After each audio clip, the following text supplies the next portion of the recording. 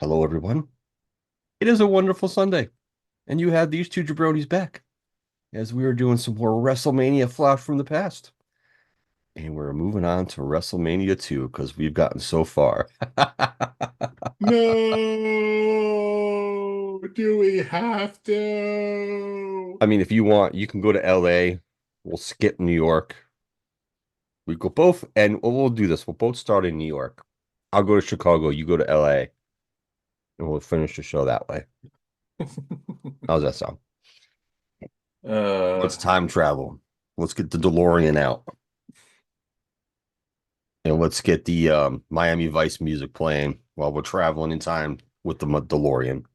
Sounds like a plan, right? I'm here. down for it. Okay. So before we get Yes. started, I Mm-hmm. feel I feel the need to mention this. Now, it's been a few weeks since we did our WrestleMania 1 rewatch, You need the need for speed, folks. Go ahead. but I found something out when I was looking up the star ratings because we talked about the star ratings, of course, the Meltzer ratings. Oh, yes, the glorious thing that Meltzer calls ratings. Right. Now, there may be an issue. And here's why I say this. There's Ooh. one of two fights, Jesus. Well, it could be.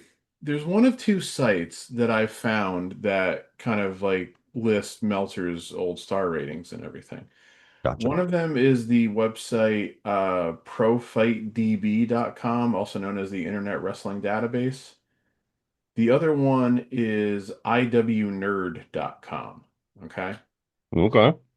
So this is the reason I'm bringing this up. So when I was looking at the WrestleMania 1 ratings, okay, so Tito Santana against the Executioner, both sites say 2.5 stars. King Kong Bundy versus SD Jones, both say dud. Ricky Steamboat against Matt Bourne, both say 3.25. Brutus Beefcake against David San Martino, both say 2 stars. Okay. JYD against Greg Valentine, both say half a star. Here's where things start deviating for some reason, and I don't know why, but I will also leave it to you to decide which is right, okay? Um, Pro Fight DB lists the tag title match of Nikolai Volkov and the Iron Sheik against the US Express as 1 star. They list the Body Slam match between Andre the Giant and Big John Studd as 3 stars. And they list the women's title match of Wendy Richter against Leilani Kai as -2 stars. Okay. That just doesn't sound right, right? No. IWNerd.com lists the tag title match as the 3 star match, Andre John Studd as the -2 star match, and Leilani Kai Wendy Richter as the 1 star match. I am of the inclination that the the way it's listed on IW Nerd is correct because I don't see how you would rate the Andre Stud match 3 stars, the tag title match 1 star, and the women's title match -2. So I Yes. really think IW Nerd is accurate on that one.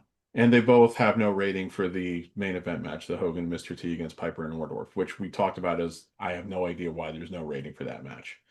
That's interesting. Now, the other reason I bring that up Uh-oh. is because as we are going to watch this show, Mm-hmm. Oh boy. there is more deviation, okay?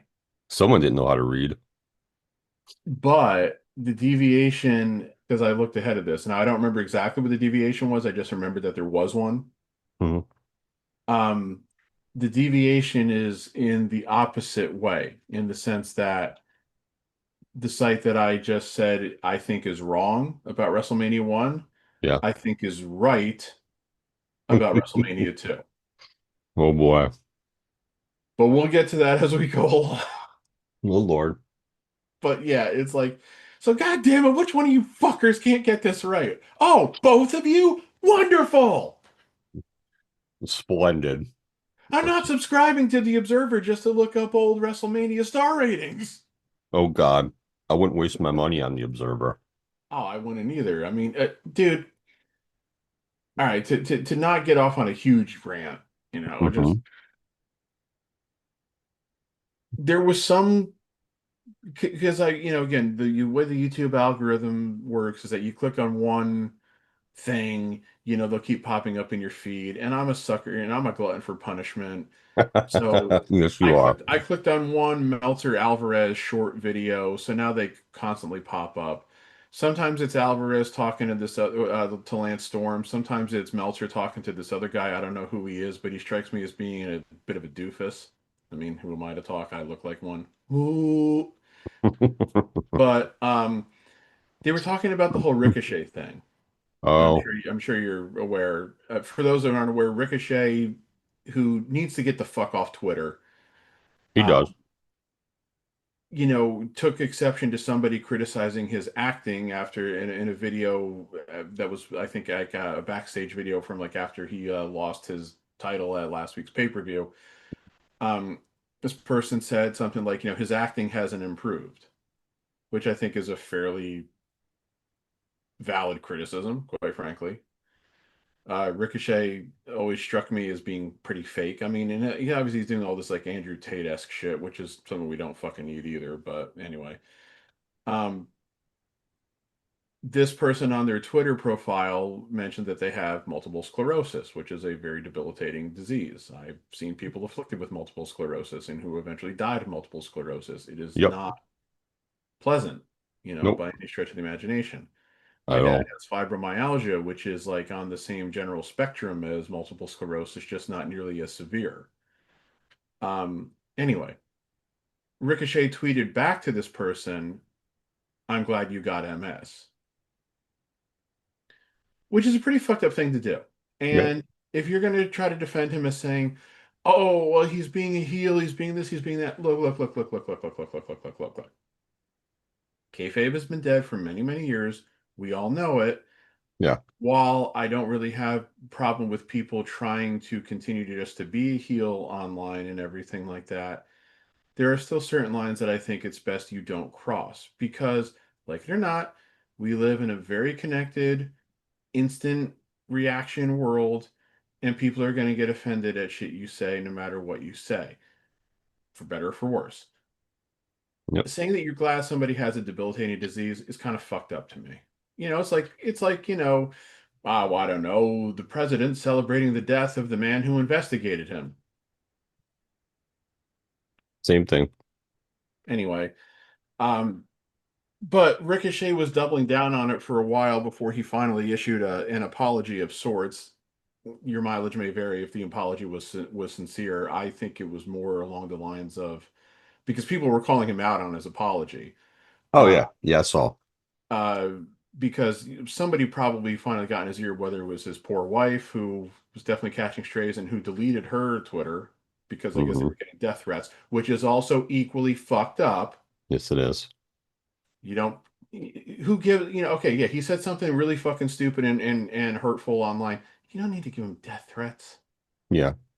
And to somebody that You has, definitely don't need to nothing give to his do with wife. it. You definitely don't need to give his wife death threats. While she's obviously shown questionable taste and character, I guess you could say. But anyway, but somebody probably, whether it was his wife, whether it was Tony Khan, and if it was Tony Khan, I applaud Tony Khan for doing it. I've always said I think Tony Khan is generally well-meaning, though I Yeah. think he's kind of an idiot. That's another story. Somebody I think finally got in his head and said, "Dude, fucking take this down, apologize, so we can get past this." You Yeah. know? Which needed to be Uh, done. yeah. So hopefully that's what happened. And I mean, again, if he was trying to be like stay to his heel persona, fine, but at the same point, be very mindful of what you're saying as far as your heel persona is concerned. yeah. And I've heard some people, I don't know if they're trying to defend him or just deflect it. Either way, it doesn't really work. But like, what about all the stuff MJF says? And it's like, well, MJF is pretty much always in character, and he's never really deviated from that. Um, and I think everybody knows MJF is in character. Yeah. With the shit that Ricochet has done, it's not always like, you can't always really necessarily say he's obviously in character and everything. And really, what the stuff that MJF is doing is really just the shit that like Rick Rude did back in the day. Like when Rick Rude came out for his matches, he'd always do that spiel, what I'd like to have right now. This is the microphone, not, you know, is for all of you fat out of when like that's the kind of shit that MJF has always done. Unless I'm forgetting something, I don't remember I MJF. think the most heinous Haha, thing, it's and it's it's funny that you have a debilitating disease. I don't yeah, remember. I think the most uh, obscure thing he's ever really said on TV really was like the storylines when he was um a little storyline he was with Pillman's against Pillman's son, Pillman Jr., and he would make stuff about your dad being dead and all that jazz. Um, Oh, I mean, shit. Randy Orton was talking about Eddie Guerrero being in hell. yeah. So I mean, it's not really anything, and it's funny because MJF, another sidestep, he did an interview, um, and he he thought the most heinous thing he ever said on TV was calling his boss a mark. I was like, "Are you serious?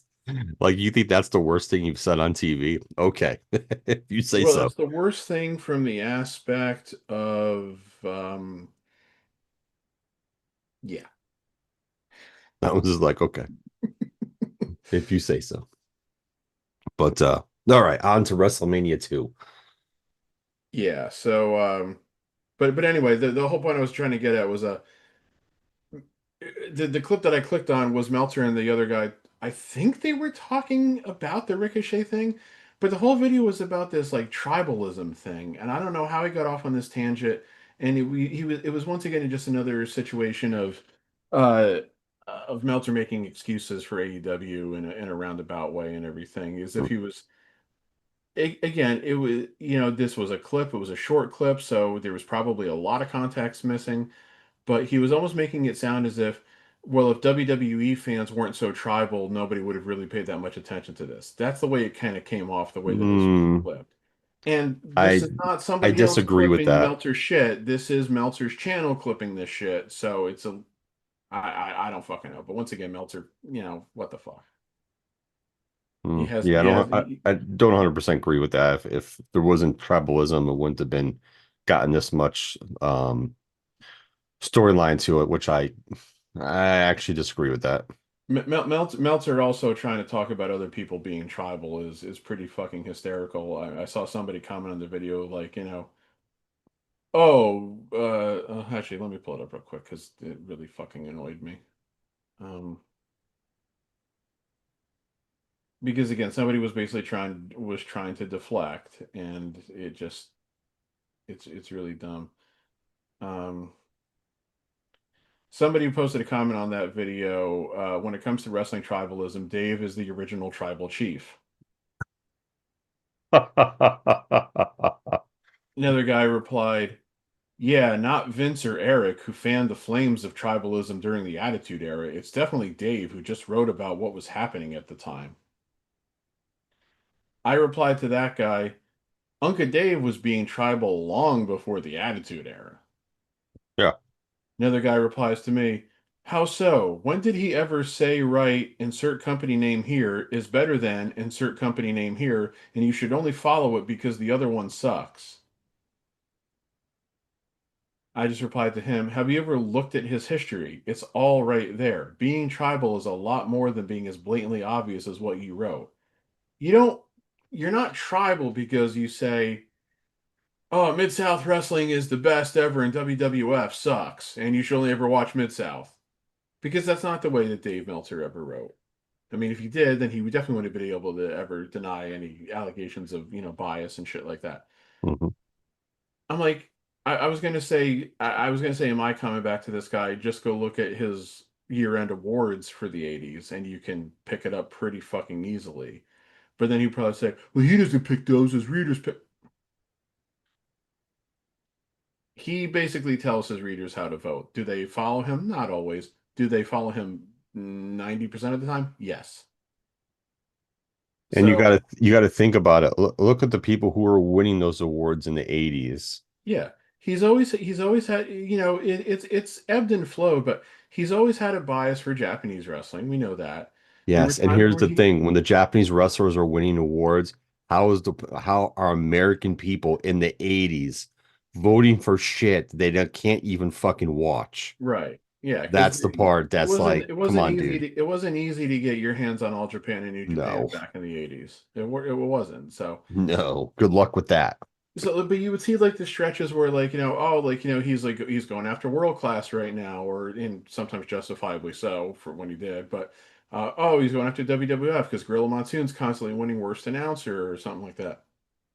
Or then as it got into the 90s, it kind of shifted where it was like he was more pro WWF and he was very anti WCW, even when the NWO was going on and the WCW was hot. A lot of his stuff was very anti WCW. So it just because he didn't like Mhm. Bischoff, So, I This is mean, what it again, is. you don't have to look that hard to find it. It's obvious. I mean, he's pretty much done this his whole career. Like he's made a career on doing this, Yeah. I mean, and then plays it off like he's not, which he really is. he plays it off like he's not because again, and this is the fascinating thing to me about listening to these Meltzer clips. He talks in this roundabout, non-specific, word salad way where he uses 10 words when 2 words will suffice kind of shit, I so know. multiply that out.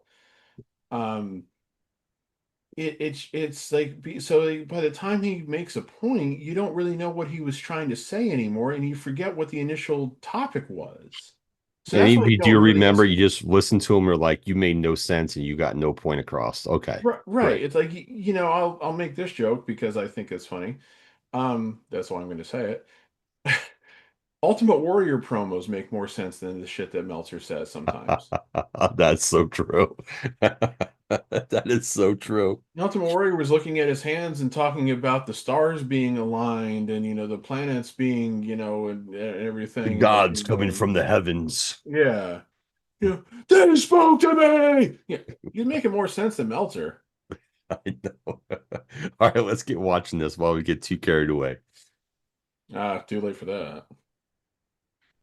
All right, where do we want to get synced up as best as we can here? So I'm like 30 seconds in with Vince. I've got Vince on screen. He's saying hello, everyone.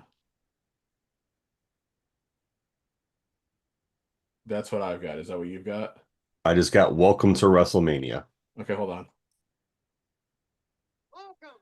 Welcome to the greatest sports entertainment spectacular of all time. Welcome to WrestleMania. Okay, welcome to WrestleMania. Shot of the crowd. I'll pause. He just introduced St. James or whatever her name is. Yeah, he's in. I've got him introducing Susan St. James right now. America's number one actress today. All right. Okay. I think we're on the same page. Okay.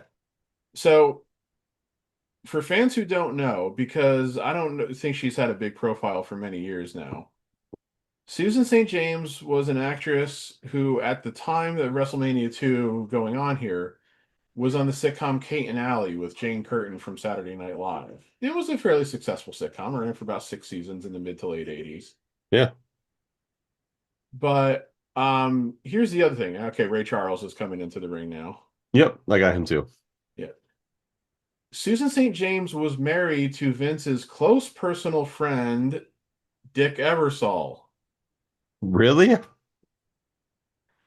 I forgot this, but like when I was looking up at her Wikipedia page, I remembered it because there was a whole thing in one of there's this one SNL channel that's out there that's been doing a series of like kind of like you doing like an overview of every SNL season from the start. They're up to about season 28 or 29 right about now. Okay. So they still got a few decades to go. But they talked about how she and Dick Ebersol met when she hosted SNL in the early 80s when Dick Ebersol was running SNL during Lorne Michaels' hiatus from the show in the early 80s. Okay. Like the period that most people say is like the worst ever SNL period, which is like, yeah, maybe, maybe not. But so the fact that she's Dick Ebersol's wife and Vince was so close with Dick Ebersol, so him calling her America's number one actress today and her commentating with Vince during the New York portion of the show here, fucking hysterical. That's interesting. In it though? It's almost like Vince plays favorites or something. Nah, Vincey do that? Hey, I will give it to Vince though. This is when he was still in the primo, Vince hair mode. Like, his hair was just, brilliant. Yeah. No, it was. He had that good young man hair. Yeah. And I know some people might say it's disrespectful to be talking over somebody performing America the Beautiful. I said, well, first of all, it's just America the Beautiful. No, actually, no, that's okay. I love America the Beautiful. America the Beautiful actually is a much better song, in my view, than the Star Spangled Banner or God Bless America. May not be an opinion everybody shares, but I honestly think America the Beautiful is a better song than either of those. But anyway, you can't do much better than having Ray Charles sing America the Beautiful. So Very correct on that. just I saying. think I think I kind of like may agree with you. I like this song a little bit more than I like the other two. Well, one of my favorite commercials ever, believe it or not, was several years ago now. Coke did a commercial where I don't remember if it aired during the Super. I think it did air during the Super Bowl, and I don't remember which one though. But it was one where you heard people singing the America Beautiful, but they were singing it in all different foreign languages. Ah, yeah, yeah. Remember that. And it's like that's like what the American ideal was, bring me your tired, you're poor, your huddled masses yearning for freedom and everything. So that's what to me, that's like what America was always meant to be. Very much not that way now. Um, so like showing the pictures now, you show like Washington and Lincoln and Kennedy and Martin Luther King. It's kind of funny. It's always been the story that Vince has always been a huge fan of Martin Luther King Jr., which is funny considering the racism accusations. uh, I uh, think I think Vince is probably one of those people who's like subconsciously racist, like he doesn't really realize he is, which to be fair, I think a lot of people can be. yeah, a lot of people can be. You know, um, Oh yeah, with the picture of Hogan. yeah, I know that's hysterical. Um, uh, of course, Vince did do the whole my N-word thing with Booker T years after this, but Yeah, yeah. no, I don't know what Ray Charles's professional career was like at this point in 1986. I mean, he was obviously not in his prime anymore, of course, as a recording artist or what have you. But I really wonder if he could have possibly thought to himself, in just a few years, I'll be famous for doing Diet Pepsi commercials. I know, right? You got the right one, baby. Those ads were everywhere for a bunch of years. So this is interesting now. Then now they cut to Mean Gene, who's in Rosemont. Yep. He's not in New York. And, of course, I keep saying New York, but we got to be a little specific here. It's not technically New York, it's technically Long Island. Well, yeah, true. Well, I'm just saying, I mean, same thing with Chicago, like it's Rosemont. well, that's why I said Rosemont and not Chicago. Oh dear, here we go. Piper and Orton and Lou Duva, the legendary boxing trainer.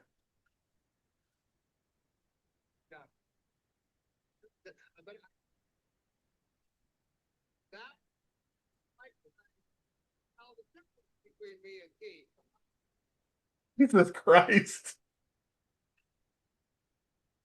Piper saying that he grew his hair long so you can tell the difference between him and Mr. T. I know.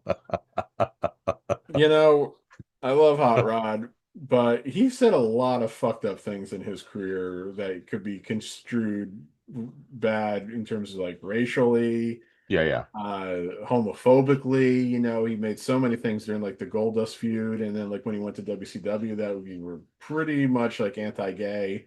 Uh, so yeah. Yeah, he's made some crazy comments in his career.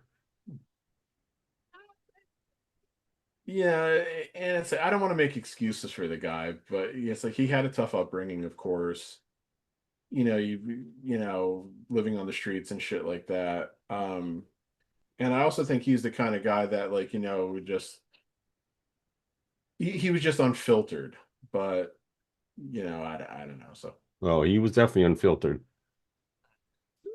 wait, did he just say I will never paint myself like shave myself like an Indian and paint myself black?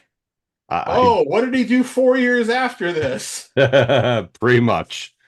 WrestleMania 6, the which I think is not available anymore. Like I don't think that match is available.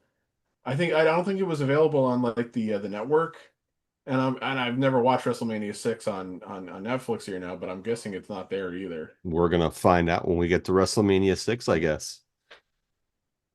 Now, this is an interesting match on paper because you should think that this would be a great match. Yes. Val Morocco, Paul Orndorff.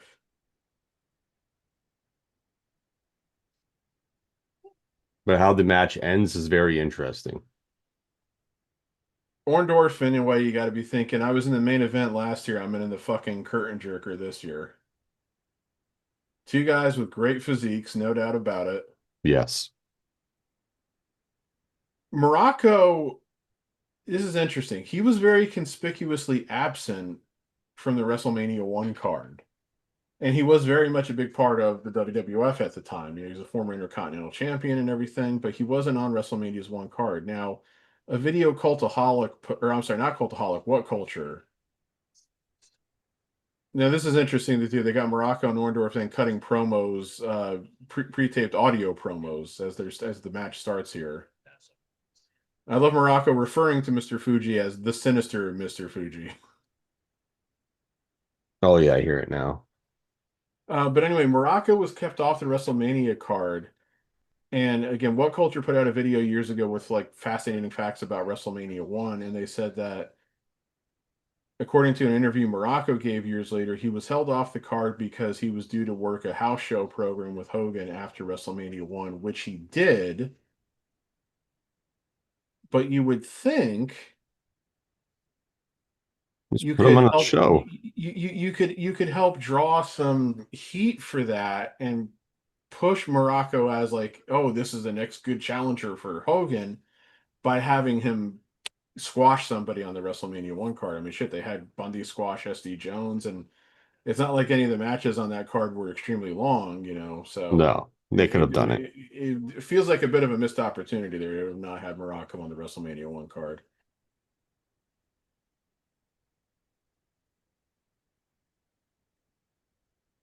Orndorff has the advantage. Ooh, nice drop toe hold there. It's also very funny you see like the WrestleMania 2 apron there, but it only takes up like the middle portion of it. Yeah. It's like not like extended the whole way. It's like, oh, the way things evolve over time. Yes. Now we have digital boards and all that shit. Oh yes, of course.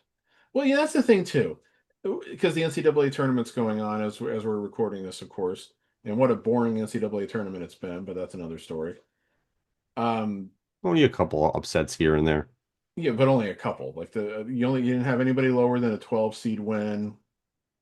All the high seeds won yesterday, second round games, except for Texas, who's an 11 seed.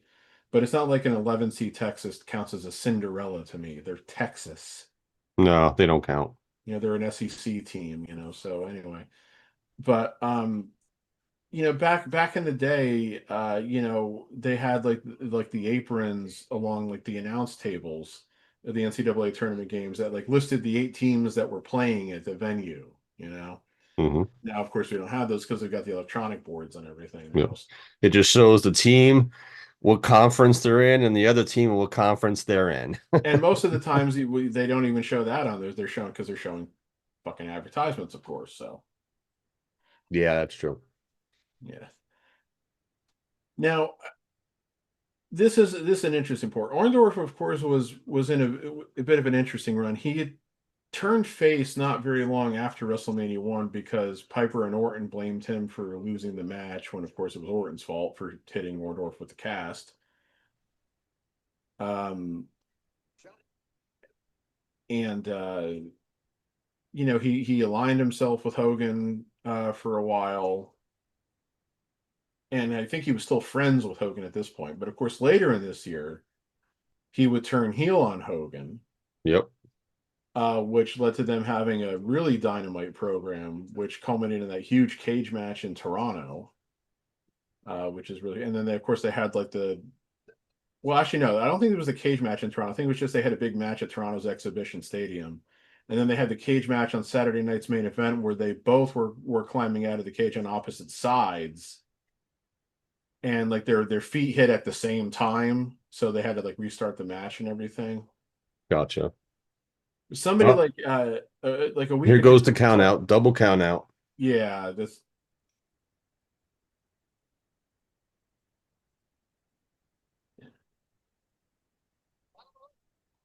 yeah, so this is a huge disappointment because these two guys could probably have a great 10-minute match. Yes. But because of the way that WrestleMania was construed and configured at the time and everything, they go fucking 4 minutes and 10 seconds and go to a double count out. Yep. Now, both of the Meltzer tracking sites agree this match was rated by Meltzer a dud. I would have gave it a one. I think I might, he probably gave it a dud purely for having a double count out ending. And you know Yeah. what? I don't think that's entirely unfair. I think this is a match where you wanted a winner. So like Yeah, you this definitely did. doesn't do much for either guy. No.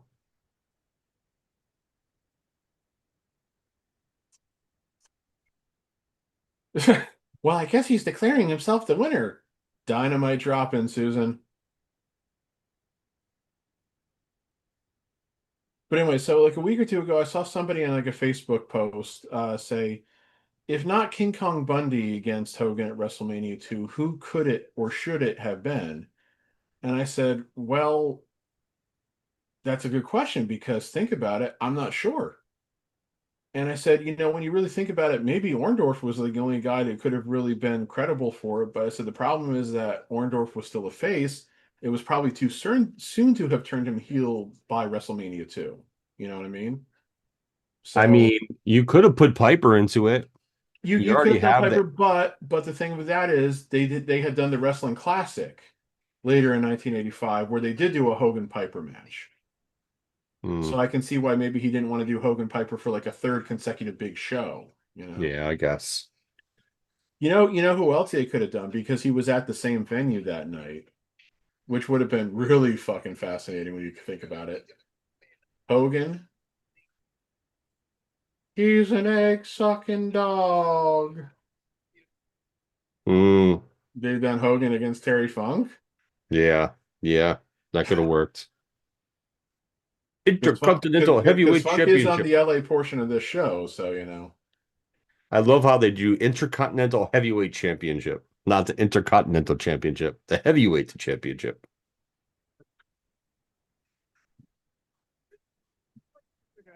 Well, technically, it is the Intercontinental Heavyweight Championship. It's just that, yeah,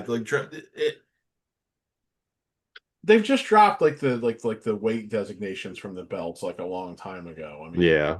the only time they ever really was to get like the weight designation of the belt in as like the years went on is when it was like the cruiserweight or the light heavyweight title.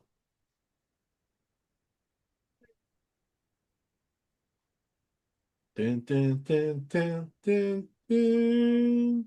Dun, dun, dun, dun, dun. Now, Savage, of course, was not yet in the company at WrestleMania 1, joined later in 1985, and he had only been Intercontinental Champion, I want to say, for about a month or two at this point. He and Tito Santana for the belt in a Boston Garden match, which I know you can find out there. He won the match because like he got like a pair of like brass knucks or something, and he like Tito was trying to like give him like a back suplex, and Savage like clocked him with it and fell on top of him, and of course hit the brass knucks. Oh, yeah, yeah.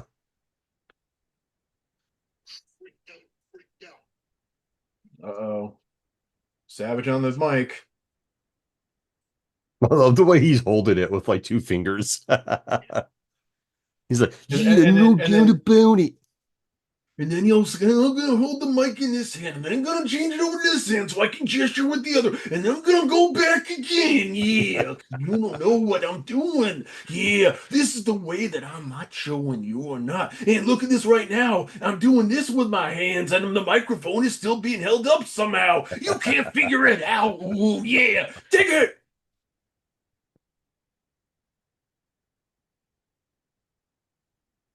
Who does this guy think it is? Treats his manager like dirt. Yes, I'm very much making fun of Susan St. James. I'm sorry.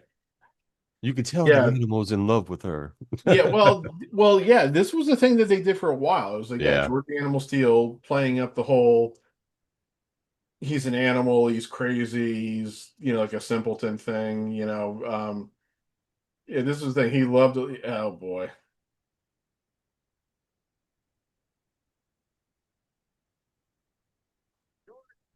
Macho Man probably saying to myself, "Yeah, I joined this company to work against George Steele. What is going on?"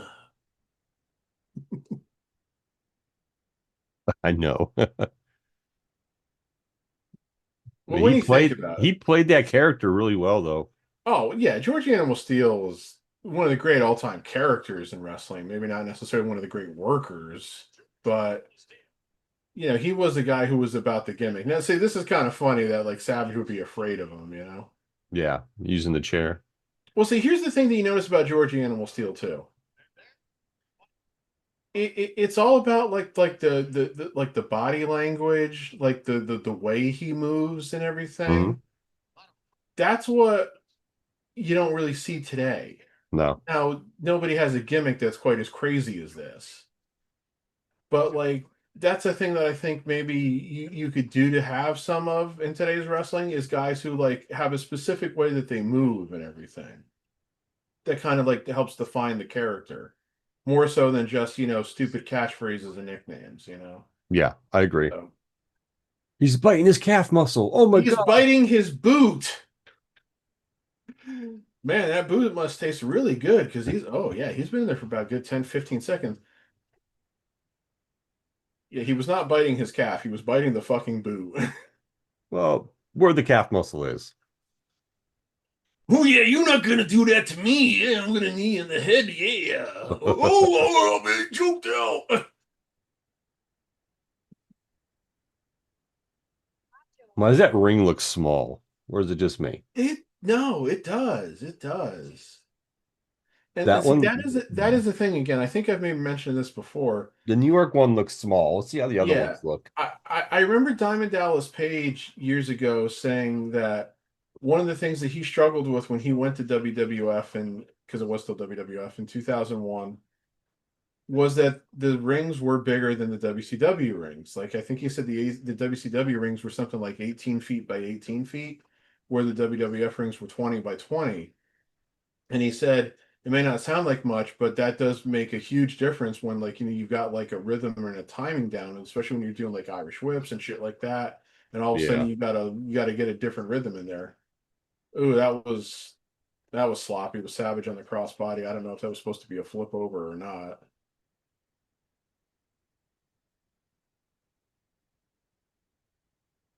Elizabeth looking only as she can look.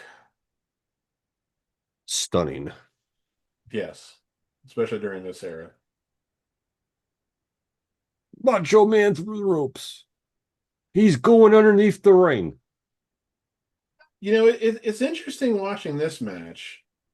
You know what I'm really getting a lot of when I'm watching Savage? You can see the similarities between Savage and Ric Flair. Mm, The way that he's selling, overselling, yeah. um, like how quick he moves and everything. Yeah, I see what you're saying. No one ever accused the animal of being a mental giant, as he's now biting Savage's arm. Savage is like, hey, you gotta leave space for the Cobra in a few years.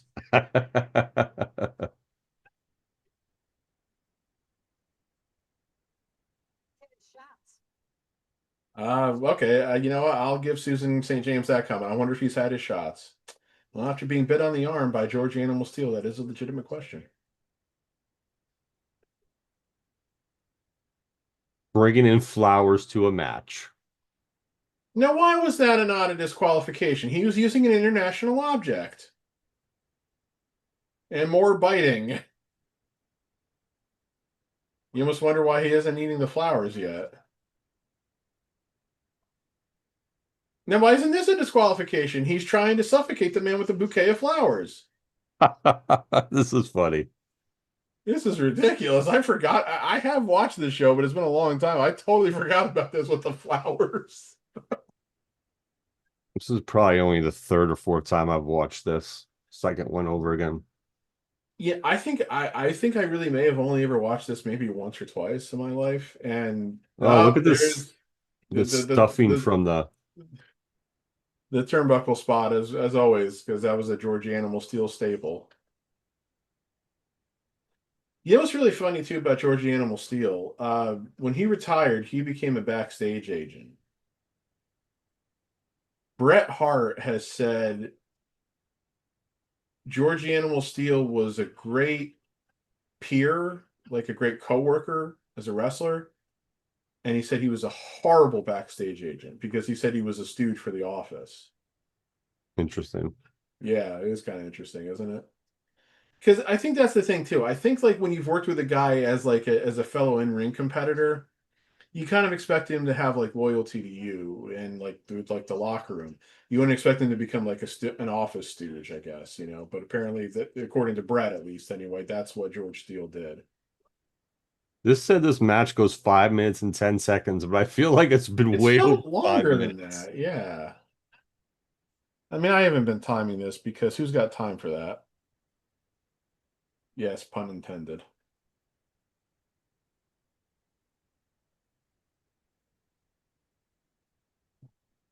Oh yeah, you're gonna get the elbow now. The atomic elbow smash. And he Delivered kicks only out. as I can deliver it. Count the three. Oh, wait a minute. What's going on? He kicked out? What the hell?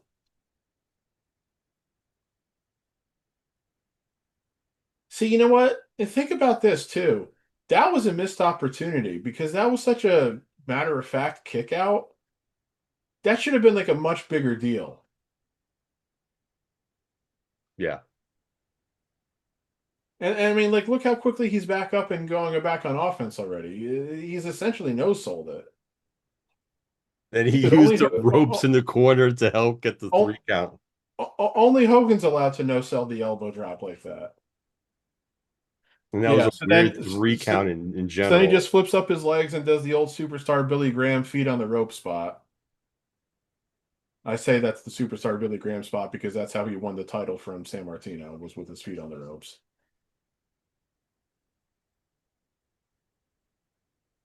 Okay, so yes, that match went 5 minutes, 10 seconds, and it really did feel a couple minutes longer. I might have to actually at some point, if I remember to, which I won't. So he's going to tear open another turnbuckle so they have more shit to clean up. I know. It's like you gotta be the guy coming out for the next match, or like the guy's gotta clean this up. You gotta be saying, what the fuck? Susan, you'll be able to see clearly what happens because I don't think you saw it the first time because I don't think you have eyes.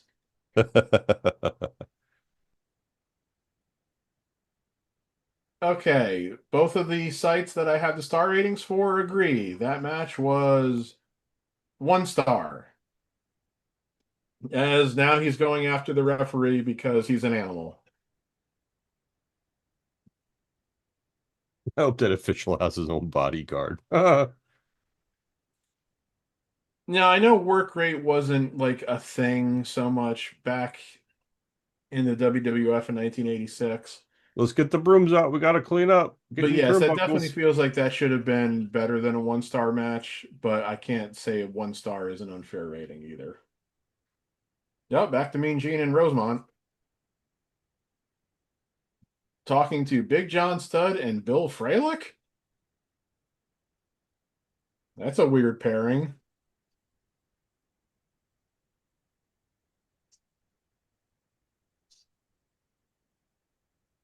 Yeah, I was gonna say Big John Studd was still a heel, and I don't think they were bringing any of the NFL players in the Battle Royal in as heel. So Bill Fralick calling him a dud is kind of funny, actually. It is. But this is funny because remember the WrestleMania one, how like they were talking to the heel, and then it was like, and right over here, the face.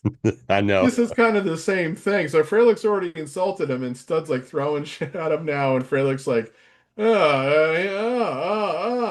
okay.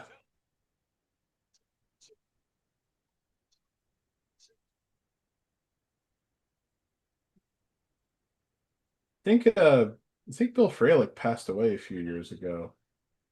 Yeah, he did. He died back in 2018. He was 56. Oh wow. Yeah.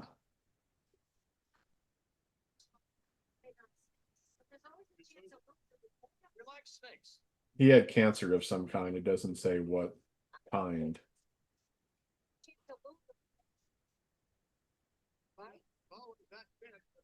Oh, yes, here we go. Jake Snake defeats George Wells, and I'm thinking to myself, who the fuck is George Wells? Yeah, yeah. I've looked him up. He didn't have a very long career, but he was a wrestler. Of all the wrestlers on this card, he was one of them.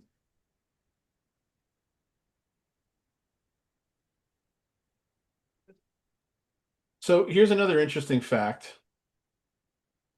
At WrestleMania 1, Ricky Steamboat, of course, wrestled Matt Bourne on the card. Ricky Steamboat had only been in the company for about a month before WrestleMania. And so while he would have maybe been unknown to WWF audiences, he was obviously well established in the Carolinas because he had worked in Crockett and everything. Yeah. And Vince obviously had no qualms about using him in a prominent spot on WrestleMania. So similar thing here. Jacob the Snake Up Roberts, as the guy on Wrestling with Regret calls him. Jake had only been in WWF for about a month before this show. Oh wow. Yeah. And but of course he was well established in wrestling. He had worked in Georgia, he had worked in Mid-South, he had worked in Crockett. So he was, an established name in that sense. He was not necessarily known to WWF audiences though. It's also very weird to see Jake coming out without the theme music because, he had one of the greatest themes of all time. Oh yeah, yeah, yeah. So, and hey, George Wells is taking it right to him. So, okay, Jake doing like the I'm like staggered and I'm just punching into the air thing. That didn't work for Jake Roberts, if you ask me. Hmm, not really.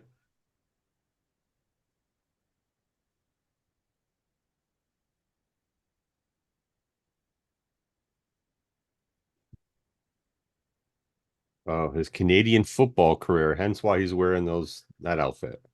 Who, George Wells? Yeah. Oh, okay, well that makes sense. And then of course, is like any guy who had like a wrestling background, was it like a requirement that they had to do like the flying shoulder tackle? Maybe back then it did. Susan St. James very worried about the snake. It's like the snake is your husband. No, that's a little unfair. Whoa, that was actually Good head scissors. yeah, especially not a movie you typically saw in WWF at this time either. And especially not from a guy of George Wells' size.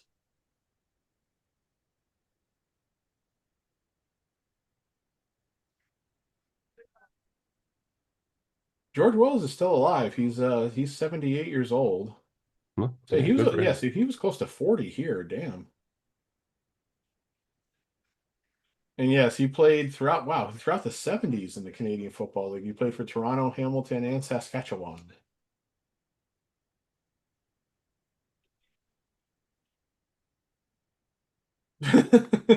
Okay. Jake doing that sell was kind of funny. His selling in this match has been pretty epic. This has been a squash match for George Wells so far. Jake's gotten like no offense in. They did a horrible job cleaning up that ring. They really did. And that's actually again, that's a pretty solid power slam. Yeah, I had like no memories of this match. I thought that for some reason I thought Jake squashed him, but it really hasn't been that way up until now. Jake with the thumb in the eye.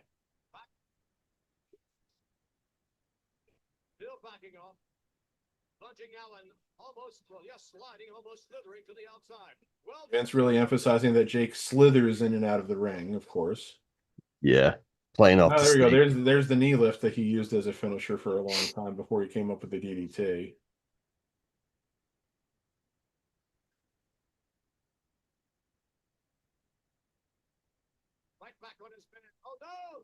Oh. Oh no, here comes the snake. Now, Jake got what, like maybe three offensive moves in the entire match? I know. But at the same time, that does sell just how devastating the DDT is.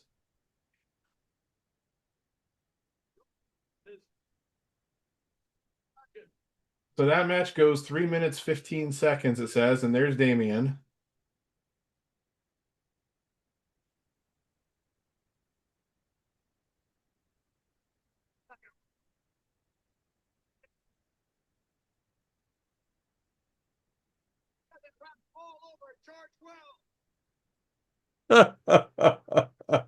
Now, believe it or not, and this is a slight spoiler for the match we're about to watch, but Meltzer gave this one 2 stars, and both of the sites agree on that. And that is the highest rated match of the New York portion of the show. Wow, 2 stars. Oh, wow. Okay. So how did George Wells manage to get himself to get all worked up like that and be spitting out phlegm like that? That's actually kind of impressive. I think 2 stars is fair for that match. I mean, again there were a couple of good moves. It was a one-way squash, and then all of a sudden Jake won the match. So you can't really rate it much higher. No.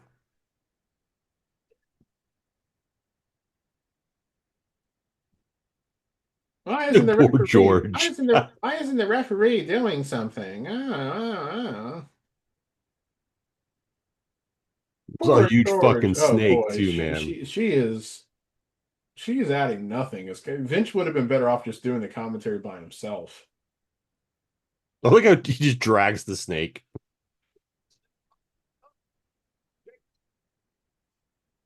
Boom. And of course, it's funny because I mentioned, Steamboat being so new to the company prior to WrestleMania 1, Jake being so new to the company prior to WrestleMania 2. Jake and Steamboat would have a pretty memorable feud later in 1986. So, I mean, have they seriously been calling this match from inside these like comfy looking chairs? Yes, they have. Nothing but luxury for Vince. I'm gonna be comfortable, damn it, because after I gotta make sure we get the switch over to Rosemont without a hitch. Otherwise, this show's gonna be a failure. Ah.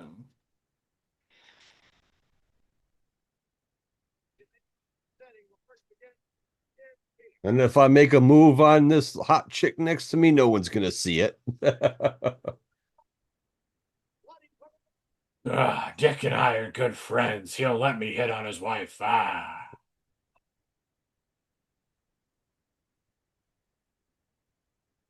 They said this was in Phoenix. Was this on a Saturday night's main event? I couldn't tell. Yes. Yes. Yeah, it was. Oh yeah, there it is. Okay, there's the ring apron that says Saturday night's main event.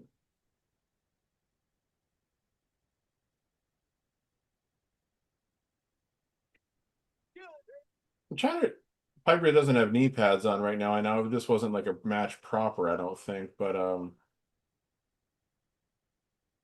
I don't remember if Piper typically worked without knee pads. Now, Piper was an actual amateur boxer, and that was another thing on What Culture's fascinating facts about WrestleMania 2. They typed boxers, of course, they get their hands taped and everything.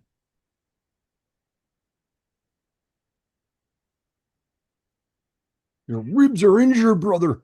Here I am with my good friend, the Hulkster, who will never betray me to Vince when I try to unionize the locker room.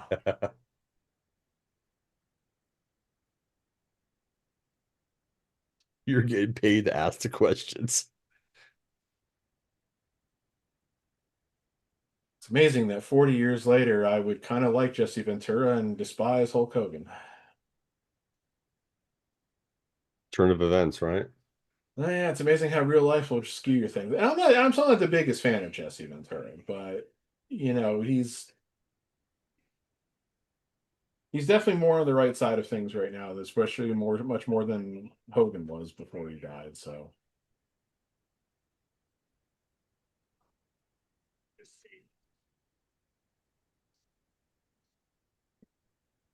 he's saying that to the camera, not to Hogan. Oh, Jesus. But anyway, like so boxers, of course, will have their hands taped before they put them in the gloves. Yep. They made Piper make a fist and then taped his hands so that he couldn't extend his hands all the way into the gloves because they were afraid that if he did, he might legitimately beat the shit out of Mr. T because he hated Mr. T so much. And it was also because of the fact that he had an amateur boxing background, whereas I don't know if Mr. T did. And here's Joan Rivers, a year before she would be the voice of Dot Matrix as in Spaceballs.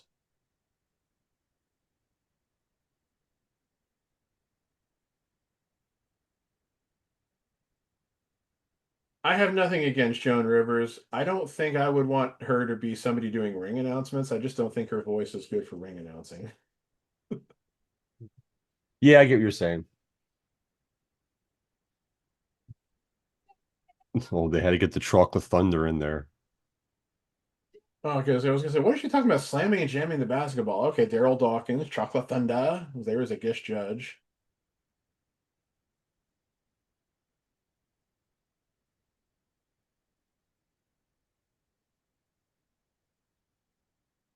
I think my sister's Alexa is talking. I hate that fucking thing.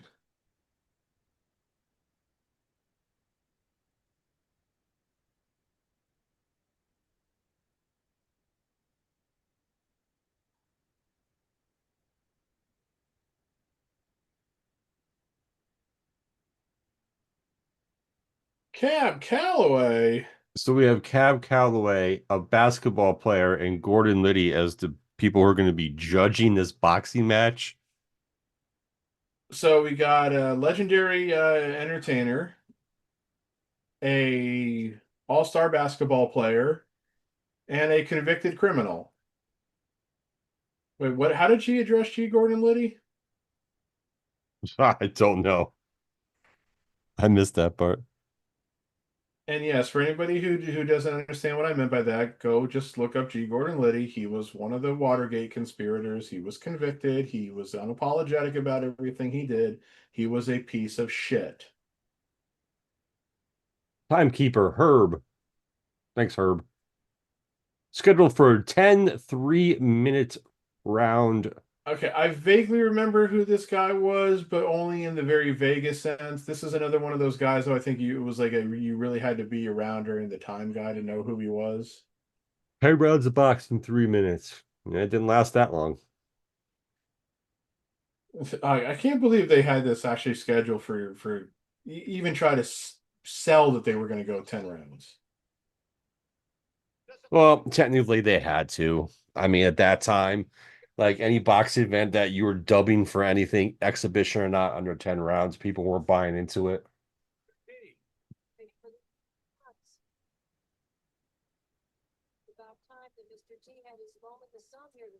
Okay, while they're doing the intros here for Piper and Mr. T. So Herb, this is straight from Wikipedia. Where's Herb was an advertising campaign for Burger King that ran in 1985 and 1986. The commercials featured a fictional character named Herb who was described as never having eaten a Whopper in his life. Advertisements called on fans to visit their local Burger King in the hope of finding Herb and winning a prize.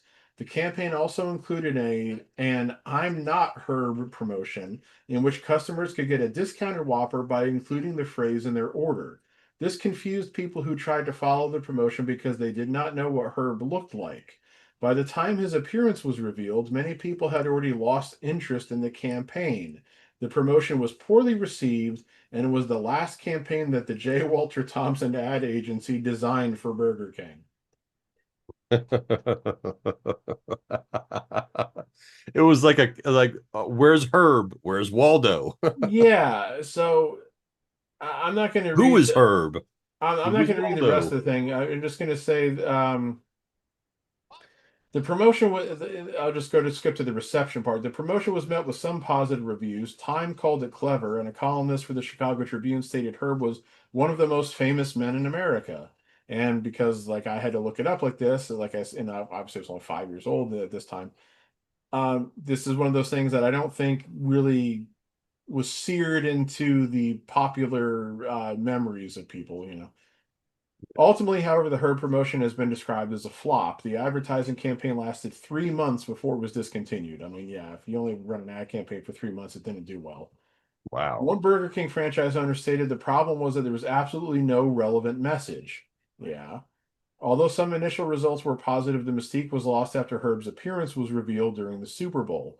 Burger King's profits fell 40% in 1986. Holy shit. As a result of the poorly received campaign, Burger King dropped J. Walter Thompson from future advertising and gave their $200 million account to another agency, the name of which is irrelevant. WWF had Herb appear as a guest timekeeper during the boxing match between Roddy Piper and Mr. T at WrestleMania 2 at the Nassau Coliseum on April 7th, 1986. And then they make mention of who was a guest timekeeper during the Chicago, or I'm sorry, the Rosemont portion of the show, which has an odd parallel to Herb, but I don't want to reveal what that is just yet because let's just get to that first. Yeah. But seriously, it's like if the ad campaign only lasted 3 months, they revealed what the guy looked like at the Super Bowl, which would have been about 2.5 months before this, and the ad campaign only ran for like 3 months or something like that. Was the ad campaign not already over by this point? I just so it makes you wonder when WWF like booked him to do this Yeah, that's true.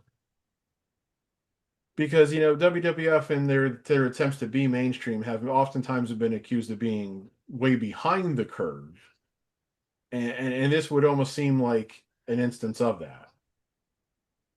All right, round one. All right, I have now spent way too much time talking about Herb, and I don't ever want to do it again. No, not at all. Now, one thing, of course, I gotta love about Piper in this boxing match is the plaid trunks. Keeping to his Scottish ways. Yeah, and the fact that he's got hot rod on the legs and and everything. So You're gonna break when I tell you to.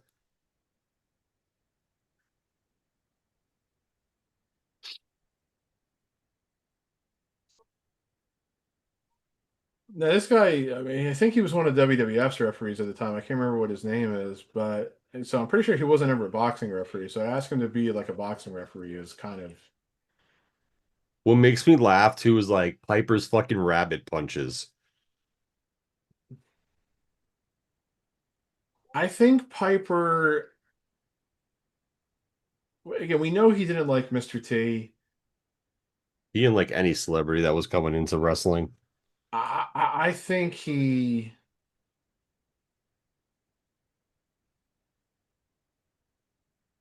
I think he was just over it at this point, maybe. And yeah, so Piper disappears from WWF for about 4 months after this match. Again, that was according to the What Culture video that I referenced earlier. And when he comes back, he turns face because by that point is when they had started the whole flower shop segment with Adrian Adonis, and Orton had kind of started taking up with Adonis then. So Piper came back and he was cheered. And but that was the other thing too. They started cheering Piper during this match, I'm pretty sure.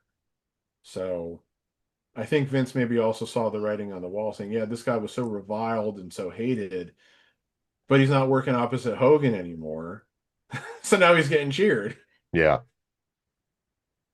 Now, I don't know if he went off to film a movie when he was gone. He might have been filming that movie Body Slam during those months, for all I know. Hmm. Yeah, Um, I forget how many it, movies he made too. he wouldn't have been filming They Live yet, because I'm pretty sure he didn't do They Live until after he left at WrestleMania 3. Mostly because his hair was longer then. So, um,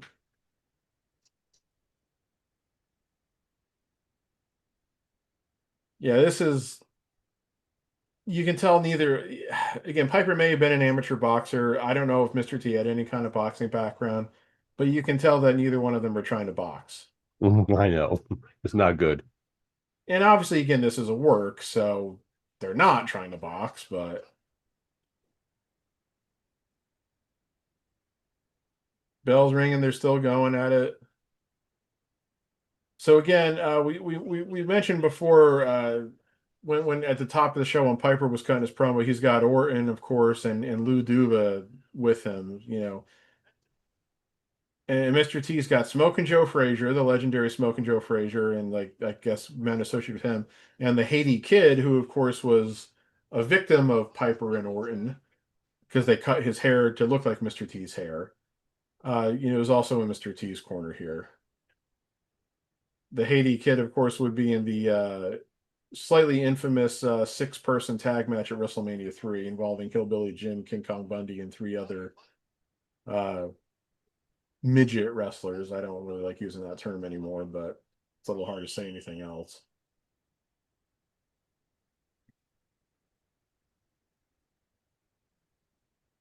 So obviously they're trying to make it look like a boxing match with the time between rounds,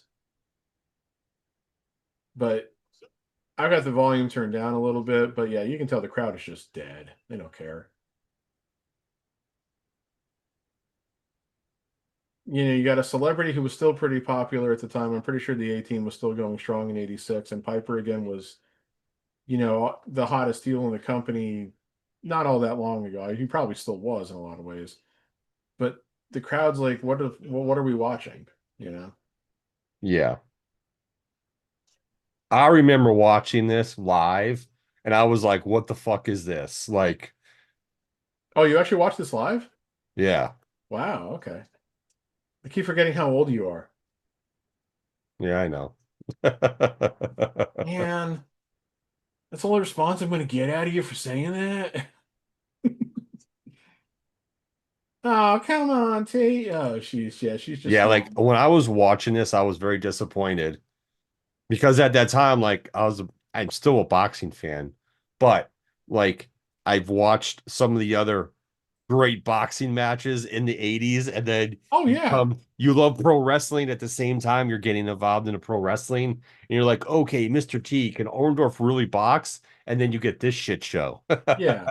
Well, that's just it. Yeah, it's like the mid to late '80s was another one of like the really high points for especially heavyweight boxing. I think. I mean, that's when Tyson, of course, was Yeah, I like, mean late 80s for that, but like early mid 80s too for the Sugar Ray Leonards and the Hearns and all those guys. Those the middleweights and everything. They were Yeah.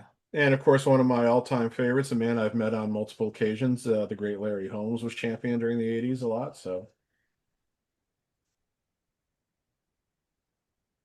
Piper's throwing these like wind-up haymakers, yeah, and Mr. T goes down. And I say if this was a real boxing match, like just if this if this was a real he kind of kicked him. If this was a real boxing match and Mr. T was looking the way he looked and went down the way he did, the ref would probably call the match right there. possibly, yeah. Obviously, again, they're working, but this is the thing where it's again, if you know anything about boxing, you're watching this going, huh? I know. And that will be revealed and along those lines again when we get to the star rating for this. We'll kind of see why. Yeah, Piper's really taking it to him. So it's like, again, the whole thing I said about the way they taped his hands, I guess I can kind of understand it. Because I think he maybe is still legitimately getting to T with some of those punches. Because I don't really think Mr. T could sell that well. Yeah, probably. I don't know. And look, and I'm not saying that from the aspect that I think he was terrible or anything like that. I'm saying is that he's not a trained wrestler. He's not a trained boxer. So No. I don't think he would just know to sell that well. That's what I'm saying. So I think he is definitely feeling some of these punches. Oh, and Let's throw water across the ring.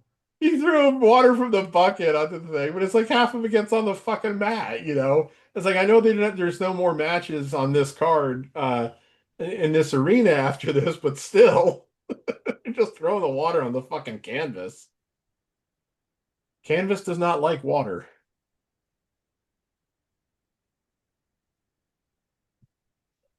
I mean, Piper is still working, you know, the way that Roddy Piper works, you know, he's like jiving around now and he looks like he's having fun almost. Okay, here we go. Mr. T with a little bit of a flurry there.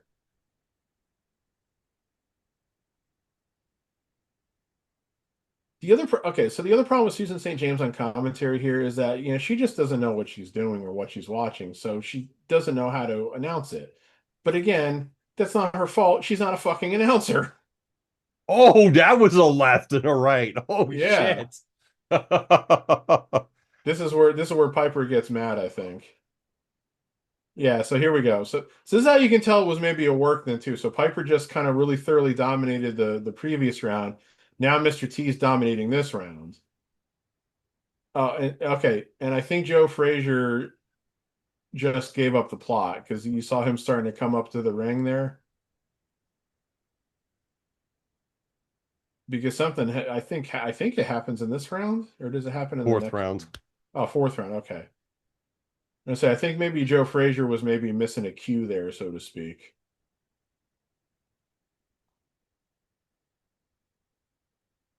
And yeah, just like I said, the way Piper knocked Mr. T down in the previous round, the way Mr. T just knocked him down again, I think in a legit boxing match, the ref might have considered calling the match at that point. So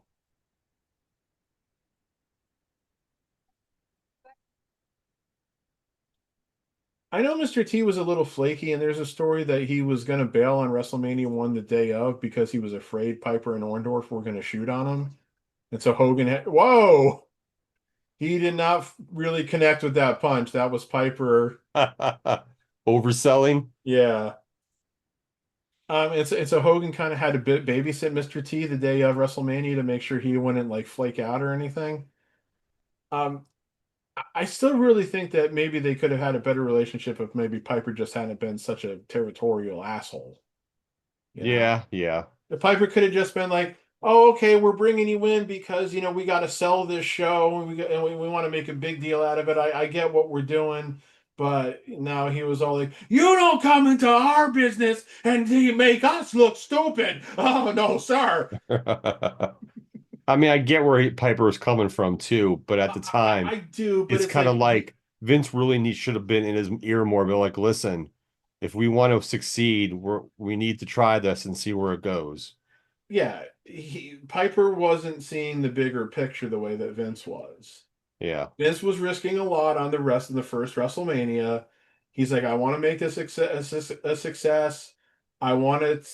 I want it to be talked about. I want there to be a mainstream thing. I think bringing in Mr. T will do that. I think it'll make. I think it'll benefit all of us in the long run. I think you'll make more money because of it. And maybe he did say all that stuff, and Piper was still just like, oh no, no, no, no, no, you're not gonna tell me that, Vince. No, sir. So I don't know, but I mean, Piper's also admitted shit, and when he was older, that there's things he could have done better. A lot of them could have, you know what I mean? It's just part of the yeah, business and the time. sometimes you get so caught up in your own shit, you don't have that clarity in the moment and everything. So He really whipped that chair at T too, that oh, stool. I'm a little behind you, I guess, because I only just saw him with the stool. But yeah, it's like that again. Obviously, if you did that in a real boxing match, I'm pretty sure that would be an automatic like disqualification. I think that they would like the. See, now this is how you also know they're working. They're just standing there throwing haymakers at each other. This is like the forearm exchanges that they do now. Yeah.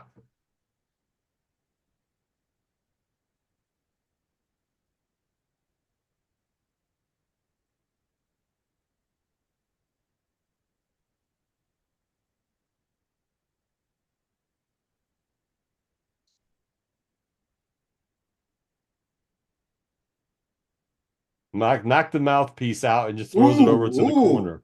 that was legit. I think that was too. I think at this point Piper's like, yeah, sure, go ahead, hit me. I kind of like it. I would be surprised. Maybe Piper also kind of finally realized, hey, he's given as good as he gets. Yep, there we go.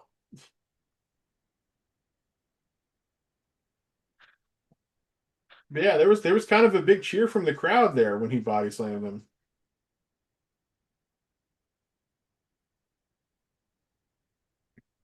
Look at Lou Duva.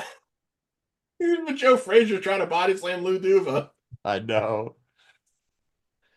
Okay, one thing I will also say, I was going to mention it before when I was talking about the ring apron, but I'm reminded when I was seeing like the t-shirts on some of the guys who jumped into the ring here. I always really did like the WrestleMania 2 logo. I don't know, something about that like multi-lined 2, which again is very 80s. I don't know. It's cool though. I thought it kind of worked. Yeah, it's pretty cool, right? I dig it.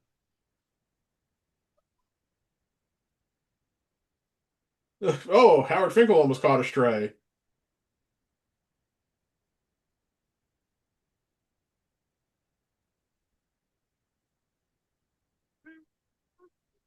Okay, so Mr. T wins by a disqualification, which, whatever. What do you think? Because I already said that the Jake Roberts George Wells match at 2 stars was the highest rated match of the New York portion of the show. What do you think Meltzer rated what we just watched? A -3. -3? Okay. Subtract 2. -1. No, subtract Oh, 2. subtract. My bad. -5. -5 stars. His first and only -5 star match ever. I don't think I've ever seen him rate another match -5 stars. You know what? Let me.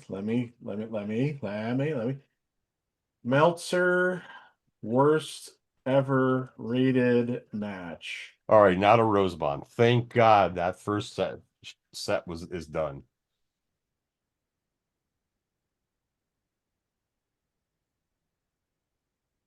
All right, here's Gorilla at WrestleMania in Rosemont. Look at Gene with his gold diamond pinky ring. I love it. Hey, I'd love to be able to have a gold diamond pinky ring, but it will mean I have lots of money. Okay, so real quick here. Classic. This is an article from the Sportster, published last October. Okay, The 10 worst WWE matches of all time, according to Dave Meltzer. Damian Priest versus The Miz, WrestleMania Backlash 2001, -3 stars. That was the infamous zombie lumberjack match. oh Is this Kathy Lee Crosby? yeah, I can't remember who she is either. I'll look her up in a second. The Pat Patterson versus Gerald Briscoe evening gown match from King of the Ring 2000, -3 stars. To me, that should have been probably worse than -3 stars. probably.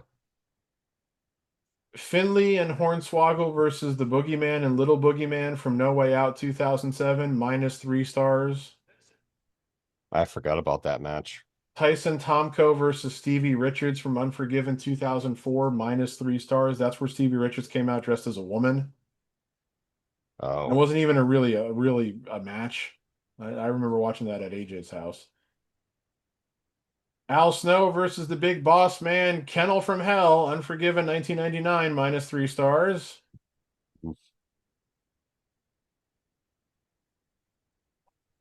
Jake Roberts versus Andre the Giant with special referee Big John Studd, WrestleMania 5, -3 stars.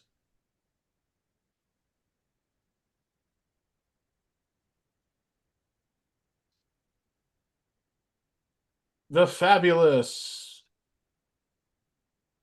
I was trying to think of a better thing to call her, and I couldn't. This ring looks small too. Yeah, it does. Look at Moolah going at Velvet. Oh, Velvet wrestled barefoot. Okay. Yeah, this match is quick. Yeah. Ultimate Warrior versus Goldust. In your house, good friends, better enemies. -3.5 stars. Um. I don't know if Yeah, I I think I remember that remember that match. match. Like it wasn't really even a match. Goldust like really did nothing, and like Mantar was there as his bodyguard. It was fucking weird. The Bushwhackers versus the Fabulous Rougeau Brothers, WrestleMania 5, -4 stars. So that's two matches from WrestleMania 5. Jeez. Junkyard Dog versus Moondog Spot, the Wrestling Classic, -5 stars.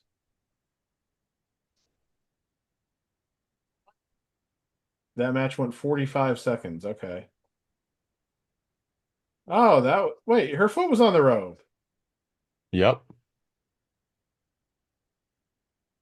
And then Mr. T versus Roddy Piper, WrestleMania 2, -5 stars. So he's given two matches -5 stars. The one we just watched, the boxing match, and JYD Moondog Spot at the Wrestling Classic. Okay. Wow. Okay. All right, so that match went a whole whopping minute 25 with Moolah maintaining. I thought Velvet McIntyre.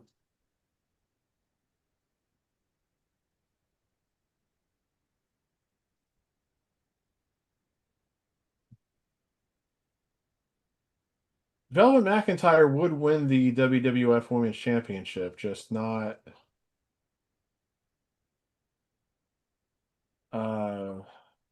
not at this time. She won it in July 3rd, 1986 in Australia, but lost it back to Moolah 6 days later. Ah, what a joke. Meltzer, let's see. Hold on.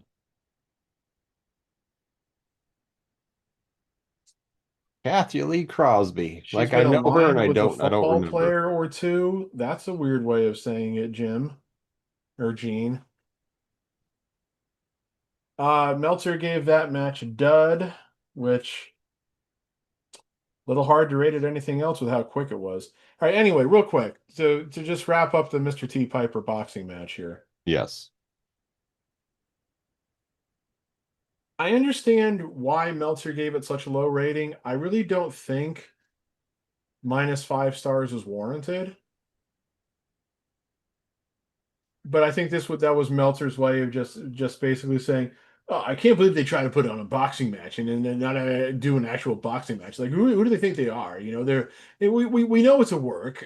So they're going to do a boxing match between these guys who really hate each other. So if they had actually done a boxing match and just let these two guys go at each other, it probably would have been a lot more entertaining than this overworked. Oh, shut up!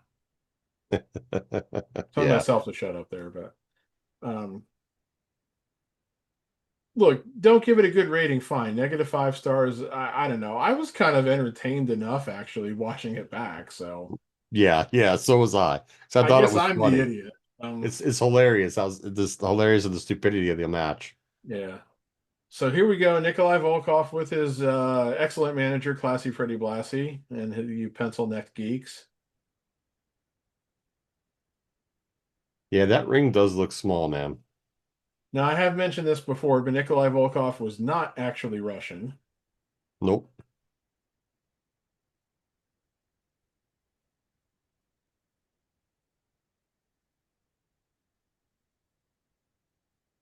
Nikolai was born in what is now Croatia, was then still Yugoslavia.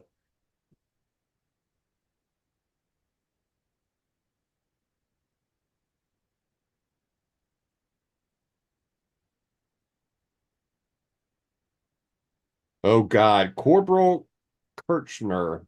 Corporal Kirchner, yeah. Now he is carrying a flag, of course, because this is a flag match. Corbin Kirchner actually had a pretty good physique. He passed away just a few years ago in 2021. He had kind of a short he had a shortish run with the company. He was suspended by WWF for testing positive for drug use in July 1987, and when his suspension was lifted, he didn't return. He went to Stampede, he went to New Japan, he showed up in the UWF. He actually worked in FMW. Oh wow. Yeah. I was gonna say I don't remember much about this guy. No, because he wasn't in WWF for very, very long. Now here's an interesting thing. And I didn't remember this until they showed it until I was watching some of the shows in the build up to WrestleMania 17 or WrestleMania X7. He was supposed to be in the gimmick battle royal. Oh really? And there was even like a graphic which showed some of the people who were going to be in the gimmick battle royal, and he was on it, but then he never was actually in the match. I don't know if it doesn't say on his Wikipedia page why he was taken off the match. Um, so I don't know why. And I don't think it's important enough to look up. But I just thought it was kind of interesting that I'm talking about a guy who definitely, like you could say, is a gimmick because obviously he was not really a military person. No, no. Maybe they removed him because they were Sergeant Slaughter was in the gimmick battle royal, so it would be weird. But Two military guys. okay, all right. Actually, you know what? I just lied. He actually was an enlisted paratrooper in the 82nd Airborne Division. Oh, So okay. he actually was a military man. I apologize to Corporal Kirshner, I didn't know that either. Okay. wherever his spirit may be. Uh, that actually makes it more impressive then. Yeah.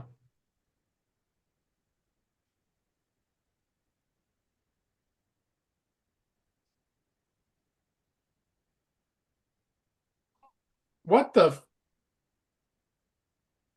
He just elbowed the referee.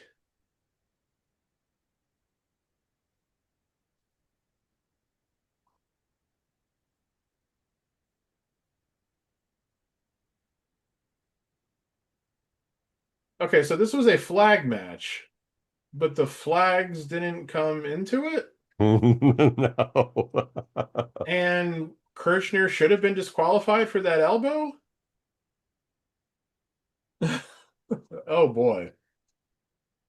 2 minutes, 5 seconds. Meltzer gave it a dud. And you know what? I am not disagreeing with that either because there was just nothing to that match. Like it didn't even get started really. No, no, it What are you was a supposed to weird what match. what are you supposed to base that off of? But yeah, I guess he got busted open hard way, so that's kind of interesting because blood again was not something you would typically see in No. WWF.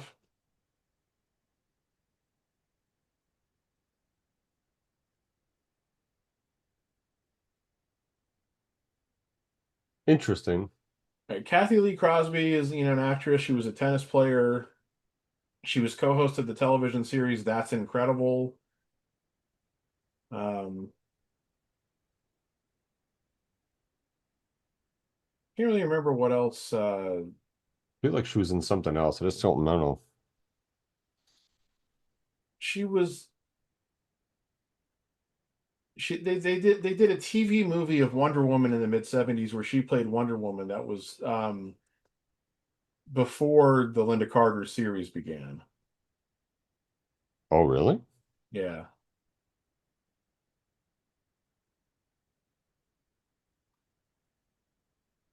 she was partners with Joe Theismann in the 80s,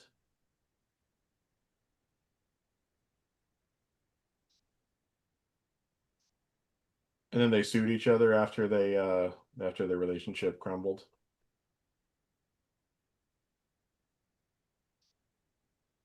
I honestly feel like she's somebody who was like famous for being famous more so than for anything she actually did. Hmm.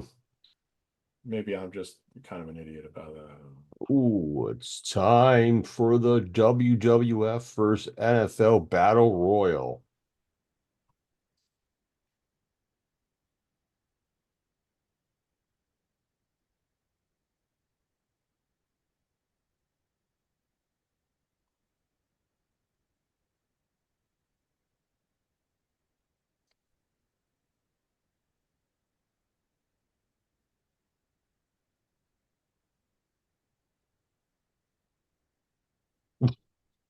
A lady who has definitely indeed found the beef. Well, this is what I was talking about with Herb. So this was Clara Peller, who was the famous "Where's the beef" lady from the Wendy's commercials, which were like a year or two old at that point, but still. Dick Buckish, guest referee. And Clara Peller would pass away the following year in 1987 at the age of 85. So Jeez.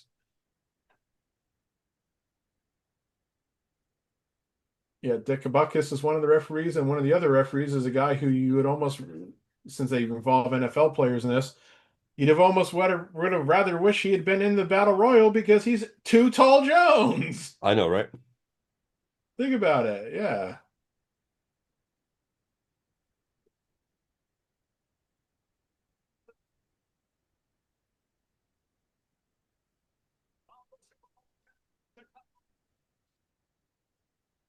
He's one of your guys, right? Yeah, there's two of them in this match.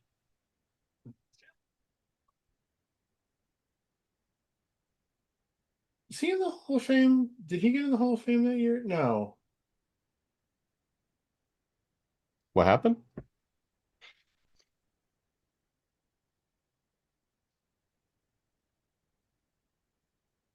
Here's, yep, former WWF and Intercontinental Champion Pedro Morales.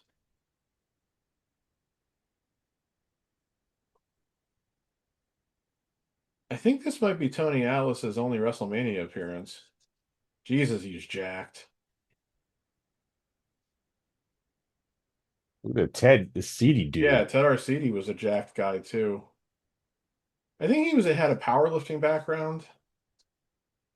That would make sense. We saw it on his. Hey, it's former Super Bowl MVP Harvey Martin.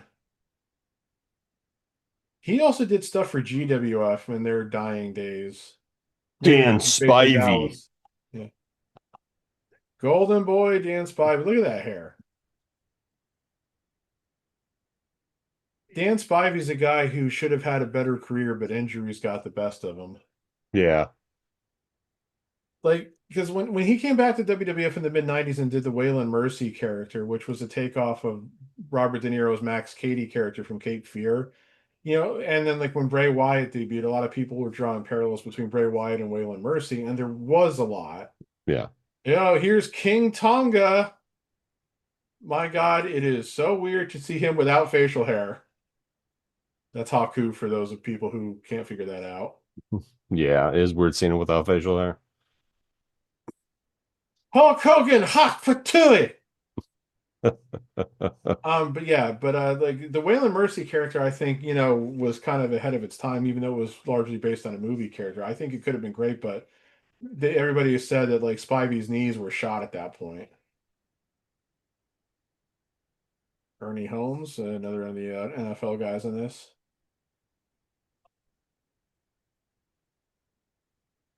The Killer Bees. They were one of my favorite tag teams when I was a kid. I was always a fan of the Killer Bees. Supposedly, Hogan was the guy who got the idea to put them together as a tag team. Because he would have known Brunzell from the AWA, because Brunzell, of course, tagged with Greg Gagne as the High Flyers. And I think he knew Brian Blair from Florida. Um, and yeah, the Killer Bees were a good tag team. It's just that they were never the top tag team. That's why they never had a run with the belts or anything. They also, of course, didn't do title changes every 2 months in the 80s. So Yeah.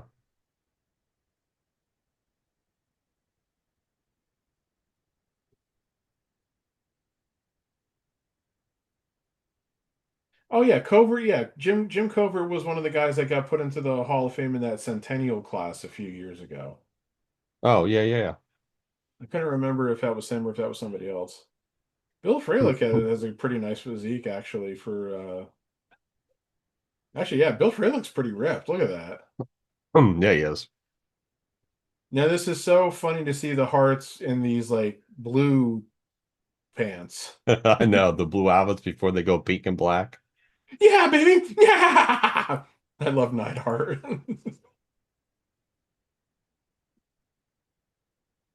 Brett wearing the sunglasses, but not like the, like the trademark sunglasses that they developed for him a few years later.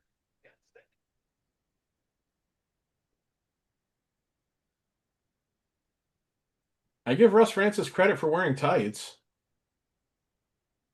Bruno Any of San the other NFL Martino. players are wearing tights. And yes, this is the only pay-per-view appearance for Bruno Sammartino, since obviously he was from before the pay-per-view era. But you got to respect the shape that he was in at his age at this time.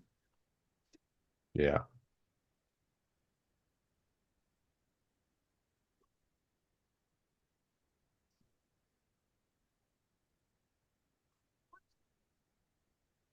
And you got to admit, it was a stroke of genius to get him in this match because it was in Rosemont. This was just a couple months after the Bears won the Super Bowl, where he, of course, scored a touchdown instead of Walter Payton. No, Um, I know. but when you think about it, yeah, look at the crowd going nuts. So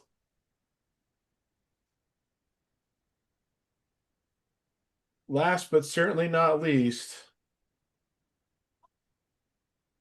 they might as well have said, "Hey, everybody, guess who's winning this match? I know. He only wins every battle royal he's in." Hey, anybody want a peanut?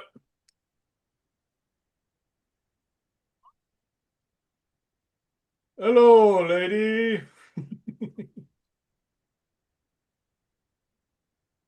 Seeing Andre in yellow tights and yellow boots is also really weird for me because when I really Look at started him watching going for the wrestling, football players first. It's yeah, hilarious. when I started watching wrestling, Andre was already a heel, so I was so used to just seeing him in the black singlet and everything.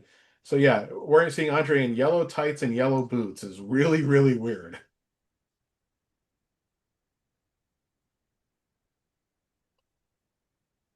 They had to reinforce the ring for this one. I wonder if Gorilla said that yet. He just made him what the combined weight of all these guys is. Now, who was it that just saved Perry? It was one of the other NFL players, but I can't remember which one that is. It wasn't Jimbo Covert, was it? I don't think that was because it's like that would make sense. He's his teammate and everything, but I don't think that was Jimbo Um, Covert. it might have been. Yeah, it was. Oh, it It's was okay. Covert's the first one out with Tonga. Oh yeah, okay. Oh, it was Freilich who threw him out. Piece of shit, Freilich. Freilich, you played for the Atlanta Falcons and they sucked in the 80s.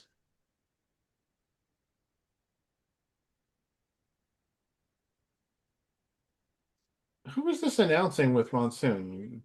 I,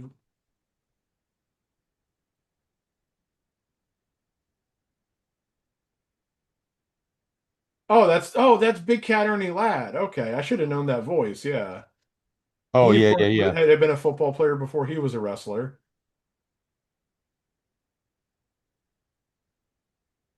Bundy, Bundy, you big fat son of a bitch. You're stealing money, Bundy. Ernie Ladd apparently didn't like King Kong Bundy, so Ernie Holmes got thrown out. He's like, I took my shirt off for this. I actually do kind of wonder how much the NFL guys got paid for this. Yeah, I wonder how much they did get paid. Well, Ernie Holmes and Harvey Martin, I'm pretty sure both retired, but William Perry, Jim Cover, Russ Francis, Bill Fralick, I mean, they were all active. It's like, I know it wasn't during the NFL season, but it's kind of amazing that their teams let them do this. NFL teams would not let their guys get involved in a battle royal in wrestling today. No, they wouldn't. One of the Killer Bees just went. Look, it was Brunzell.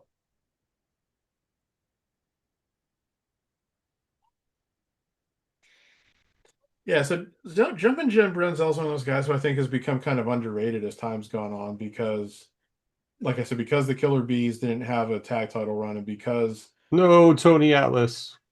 the Fridge got rid of him. And because I think a lot of people just kind of forget how good the AWA was at times, and I think because people legitimately don't like Greg Gagne for a lot of reasons, so they kind of discount the High Flyers. But I think the High Flyers were a pretty good tag team. Yeah, they were. Greg Gagne is fucking people over with this action figure thing right now. I don't know how much you might know about that. No, I haven't read anything about that. Yeah, go look up. I think it's Powertrain or Power Town. Just like Google, I mean, you get a chance like Greg Gagne action figure controversy or something like that, and you'll find the shit. Oh boy. It's a bad situation, and I think a lot of people got screwed out of a lot of money.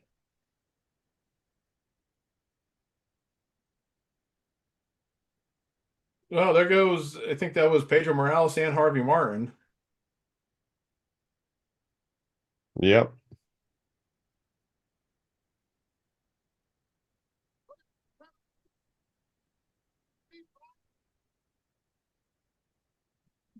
Ted Arseni's gonna be next. No, Brian Blair didn't go to the floor. He went to the apron. Harvey Martin trying to get back in the ring. Hey, look at Too Tall Jones and is that Buckus? There goes Arcidi. Yeah, yeah. Arcidi wasn't around for very long either, but he was a guy who I'm pretty sure had an LJN action figure. 'Cause I'm pretty sure I've seen it. There goes Spivey. Iron Sheik went, Danny Spivey, Oh, it's just patooey. there goes some more. I mean, this match doesn't even go 10 minutes. Yeah. So Iron Sheik got rid of basically both Blair and Hillbilly Jim there. This is when Sheiky Baby could still take a bump over the top rope, which of course he notoriously couldn't do in the Gimmick Battle Royal 15 years later, which is why he won the thing. Oh, yeah, I remember that. Looks like Stud and Sheiky Baby are going to get rid of Freilich. Yep. It was a monster. Look at the disgust on his face. San Martino and Iron Sheik going at San Martino gets rid of Sheiky Baby. Yeah, you would think that would have been a natural feud if their careers had lined up a little bit more, Sheik and San Martino. Yeah. So we're down to about seven guys now, I think, and two of them are still the football players, which is kind of interesting. Oh, John Studd gets rid of Bruno. Yeah, I mentioned this was the only pay-per-view appearance for Bruno. I think it may have also been the same for Pedro Morales. I'm not sure if he ever, I don't think he was ever on another WWF pay-per-view, at least not that I can remember. So Perry does like a flying run at Hart and Neidhart. They both go over the top rope, but don't go out.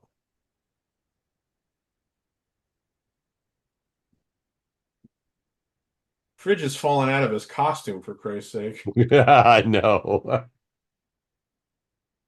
Oh,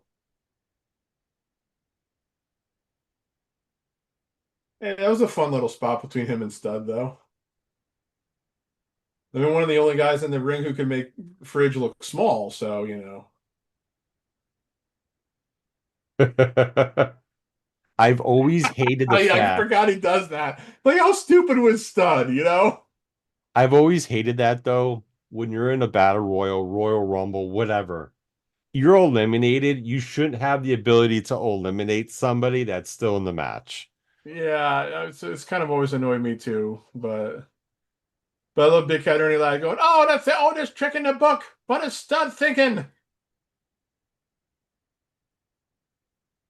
So now we're down to Andre, the Hart Foundation, and Russ Francis. What a final four. Oh, Hearts with a nice double out and into the Andre tied up in the rope spot, which he always loved to do. Francis realizes very quickly, oh, I need to run away. I know Francis had like an amateur background in wrestling. I mean, he looks like he knows how to move around in the ring, so I'll give him that. And like I said, hey, he was courageous enough to wear tights, even though he's wearing the tank top. But there he goes.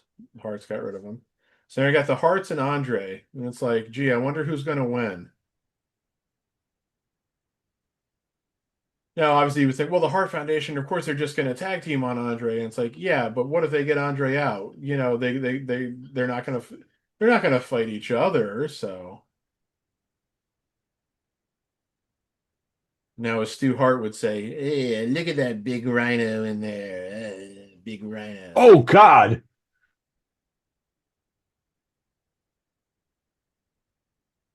that was a boot shot. Holy shit! Yeah, I'm a few seconds behind you here, but yeah, Brett looked like he got decapitated.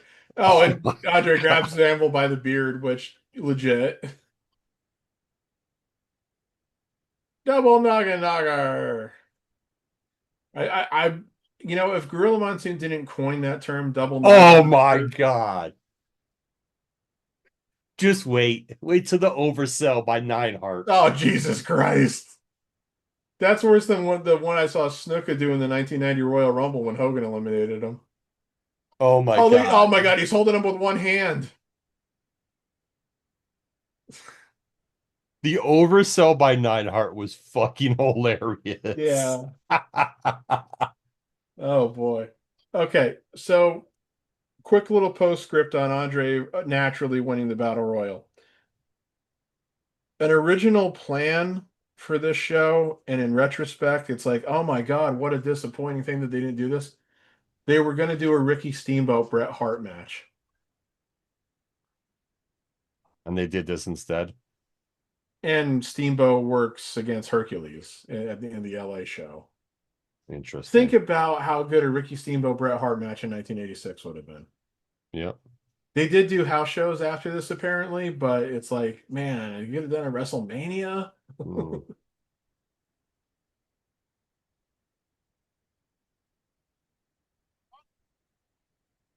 Where'd my dog go?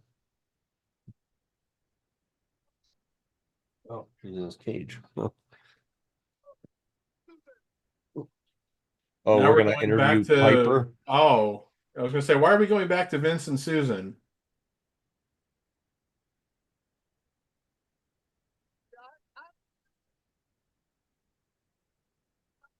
Come for a picnic tea. I would have packed a lunch. I come to fight, and just as I'm getting into the fighting, you have all you and Perry obviously come from the same mold because you both cheat. I saw Perry pulling John Studd over like that. I saw him rubbing his head, rubbing them gnarly bristles inside my eyes, but nothing he could do could hurt me. There's nothing I said. If he can knock me out, I will retire. I have fight after fight after fight left, and I don't have to cut my He hair. goes, I don't have to dye myself black. Well, yeah, it was the same thing that he said at the beginning.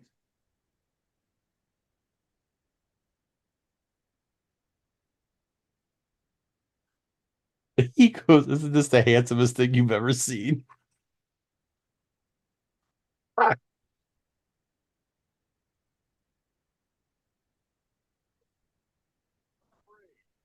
Obviously, you felt at this juncture that you were losing the matchup, you were losing the fight. Look at this. A blatant shove of the referee. I wasn't losing nothing. He kept sticking his nose in my business. I come to fight T. I end up having to fight the entire Nassau. He didn't look too sharp there, did he? I like the way he drops on his head.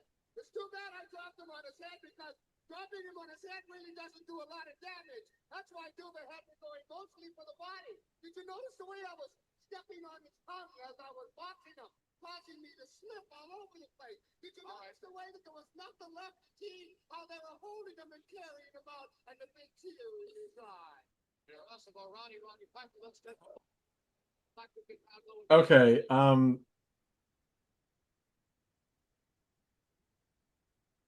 then he's going to talk to Ted Arcidi now. Why?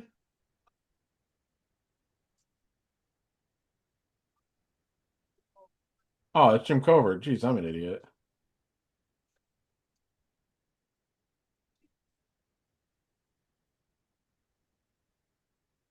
I got cheated because I thought Tonga, as I usually can throw out anybody, and here comes Frank. Really? Yeah, he cheated.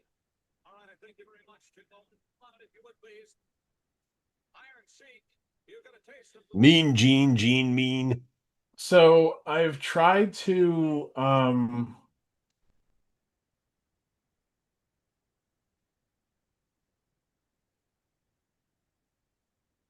look to see exactly when the movie Body Slam was filmed, and unfortunately, I'm not finding anything for that. Wikipedia doesn't have filming dates listed, and even IMDb doesn't have filming dates listed for it because it lists April 7th, 1986 as the only thing on there for filming date. And that's obviously not true because April 7th, 1986 is the day of WrestleMania 2. Whoever the fuck put that on IMDb, I wish somebody would take that down. Yeah, it's not right. There's no way that's right.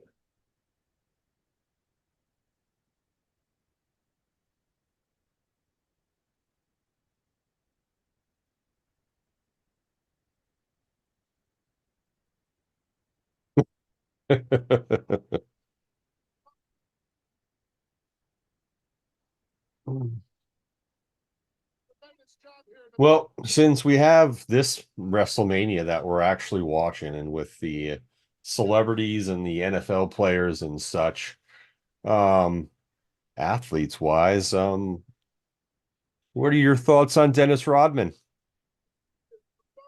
I mean, he was a big part of a lot of what they did with the NWO, for better or for worse. What I find really most interesting about it again is that I don't think he's ever actually done anything for WWE. No, So it's very weird that they're inducting somebody as a celebrity inductee who didn't do that was anything for mostly WWE WCW. itself, you know? Now, and like somebody pointed out, well, they inducted all these other guys, like, like the Japanese guys, like Liger and Muda and Fujinami. And I said, yeah. And then I said they also elected a lot of like territory guys, inducted a lot of territory guys who worked rarely, if at all, for WWF too. But that's a little different. I mean, because those guys were still wrestlers, and so they had a much like broader career, whatever. Um, so I just find it a little interesting that they're doing it with a celebrity. I mean, I don't really have a problem with it. It's just like, so your Hall of Fame class so far is AJ, Stephanie, Demolition, and Dennis Rodman. It's like, if you can get one other person on there who's a non-celebrity, at least I would hope so. I, I'd still I'm love for them to expecting at induct least, Rick. I still love for them to induct Rick Martel, but it still seems like Rick Martel doesn't want any part of it. So which is yeah, unfortunate. it seems like there should be at least one more Hall of Famer inducted. I don't Yeah, have like an I issue think with five Rodman. inductees is a good number. Yeah. I mean, I don't have an issue with Rodman being inducted. I mean, it's interesting that, like you've mentioned, there's been territory people had that have been inducted as well. And it's kind of one of those things where they've owned the rights for a lot of this shit, and Yeah, they own WCW, and Rodman was a big celebrity part at the end there for a certain period of NWO and all that shit. So it kind of makes sense. But then it's kind of one of those things where you got to look at let's look at all the other celebrities that have been a big part of WWE. Which one of those deserves to be inducted into the Hall of Fame? You know what I mean? yeah. I mean, and it's still mystifying as to why Cyndi Lauper's never been inducted as a celebrity. I mean, she was such a big Yeah, part of WrestleMania 1. So this is so surreal. Blonde haired, salmon colored suit wearing Ozzy Osbourne. I know. Ozzy has not gone blonde very often in his life, Yeah. but he did that at that time period because that was the thing. Yep. He's got eyeliner on too, which is also kind of funny. Captain Lou. Look at the talent you got here in the ring. You got the Bulldogs, are one of the best tag teams ever. Yep. Captain Lou's one of the great all-time wrestling personalities. Ozzy Osbourne. The Dream Team was a really good tag team, no matter what people want to say about Brutus.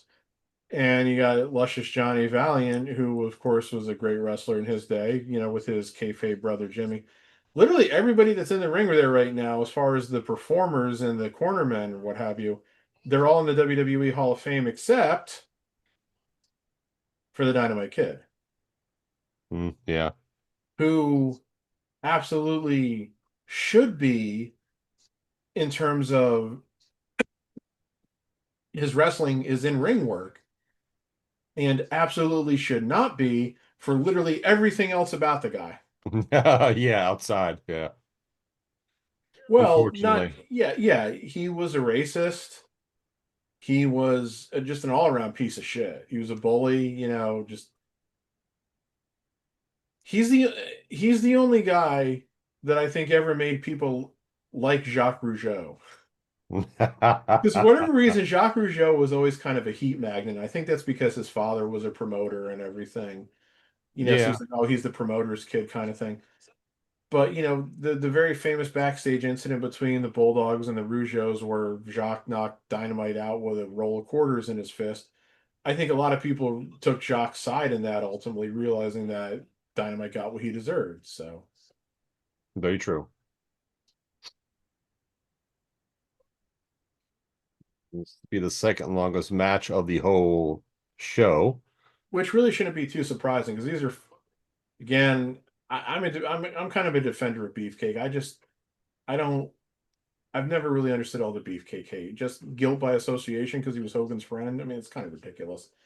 But these are four guys who could work pretty well. Brutus was always able to work. It was never an issue with him doing that.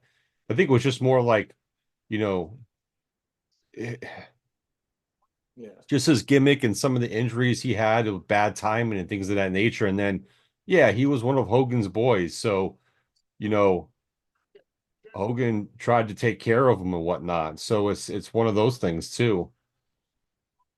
But at the same point, Beefcake made some bad choices outside the ring as well, Yeah. like a lot of them have. Yeah, who hasn't brought cocaine to their work locker and made people think it was anthrax? You know, I think we've all done that. of course, at least once in my lifetime.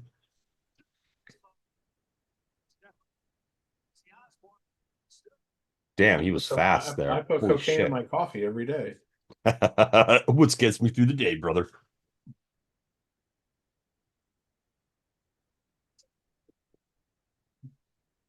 I mean, and the most obvious thing, of course, about like Valentine is the same relative height as Dynamite and Davy Boy, but Dynamite and Davy Boy are much more muscular than Valentine is.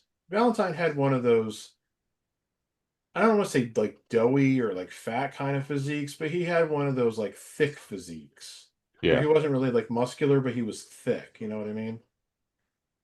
Like he had muscles he worked out, but he wasn't working out to be like defined like a lot of the rest of them, like Hercules and the Right. British Bulldogs. They Well, weren't, he wasn't eating the same type of diet to get him into that shape. He was well, eating the same shit he was always eating, but working out just as hard. yeah, like his physique, and it's the physique a lot of 80s wrestlers had. He's like it's kind of half muscle, half fat, kind of, to Yeah. be kind of charitable about it. Um, but the other thing I was getting at then too is like you look at again their heights and the differences in their physiques. It's obvious that Bulldog and Dynamite are doing steroids, and Valentine isn't. Yeah. I mean, that's the other, I mean, and that's another topic that, came about in the 80s too. So Yep. And I mean, and Beefcake's probably on the gas too, but he's also taller than the other three too. So yeah, I would say right now Beefcake's not on the gas based on how he looks. I was gonna say it's kind of interesting how Valentine's worked this whole match so far, and because he's had the advantage a few times, and the thing about tag team wrestling, of course, is to keep the other guy in your corner, quick tags in and out, and it's like that was the first tag the heel team made in the whole match. This is like the one match on the card. I guess Vince said, "Okay, we'll give them time to work." Well, you know what else too? Because this is essentially the main event of this show. or Yeah, this it's the portion tag of the team show. champions. Yeah. Even though in the final show in LA that the tag match is 42 seconds longer than the main event, but it is what it is. See, the other thing you notice, of course, with this match with Dynamite, this is before the back injury. Yeah.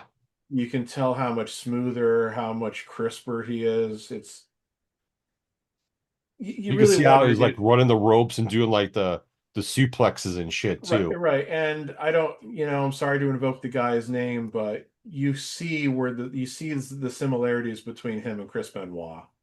Oh yeah, yeah. Absolutely. Yeah. Um, but again, it's just I'm not excusing because Dynamite was still the same asshole he always was, but it's like, man, if he hadn't gotten that fucking back injury, how much better things could have been for him, maybe. Yeah.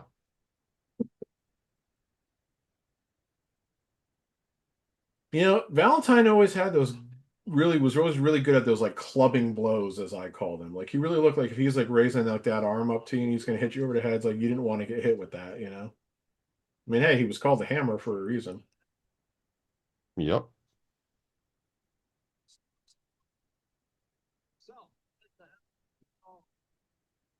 Oh, I also meant to look up because he was the ring announcer here for the still trying to say Chicago for the Rosemont portion of the show. Chet Kopic, an American radio broadcaster, television broadcaster, sports talk personality, and author based in Chicago. He did a lot of stuff with the Blackhawks. It said he passed away in 2019. Yeah, he did.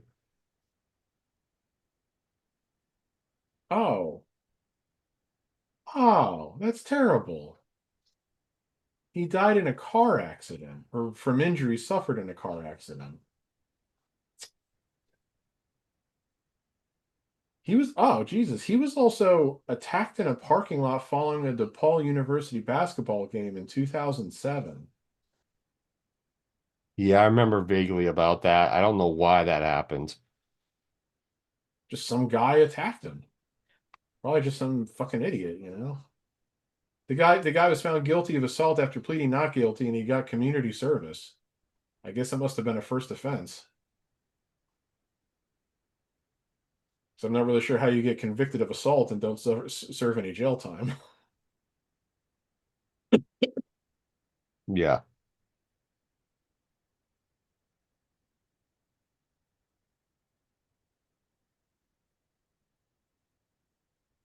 Oh, you didn't see a tag made there, Gorilla? Well, you got to open your eyes.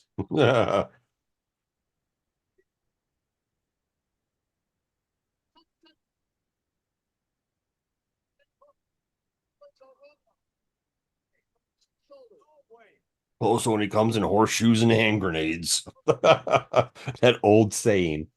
Oh, that's awesome. I just read something on the one media and politics website I go to, which I don't care for since my sister and family will be getting on an airplane in less than 2 weeks. But we're not going to talk about that right now. Okay.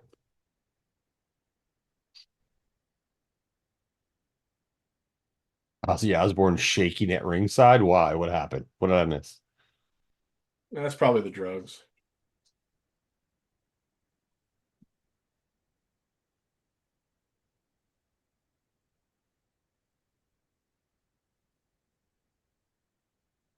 Dropped him right on his cranium. Oh, I'm not sure if I've ever seen somebody do a pile driver like that. Interesting, interesting. Okay, by the way, the Battle Royal, one of the sites says Meltzer gave it 2 stars, and the other one says he gave it 4 stars. But I have a feeling that there was an error in the one website because of like the way that they listed the matches and other stuff. Because they I said the Battle Royal was 4 stars. I highly doubt that shit was 4 stars. No, I'm pretty sure the 2 star one is the accurate one. Yeah. But this again is where I was saying that there was like a deviation in these sites. So I would be more inclined to give it 2 stars for a battle royal. yeah.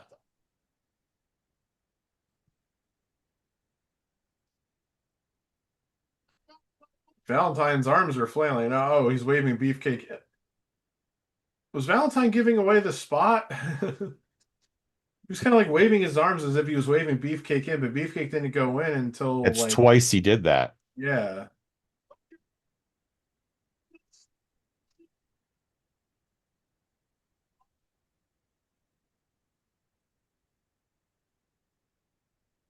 All right, now we're getting a little bit faster paced here.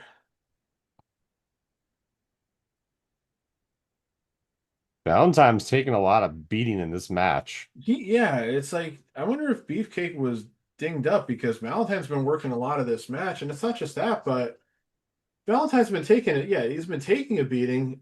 Look at that, Davy Boy didn't even like have his hands on him there for a minute. We're just balancing him on his shoulder. That's incredible.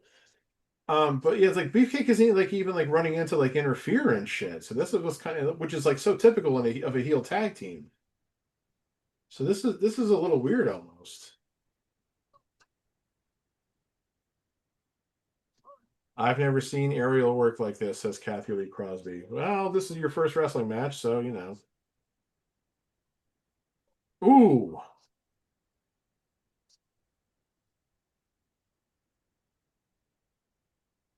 See, the problem with that spot is that it's a little too obvious that Davy Boy, was like it wasn't it was too obvious that that's what he was trying to do to run into the post.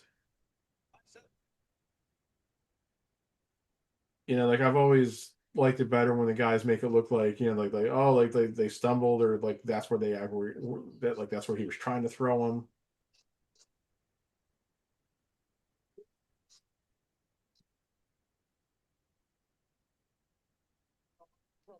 He dropped him just like a bad habit. All right there.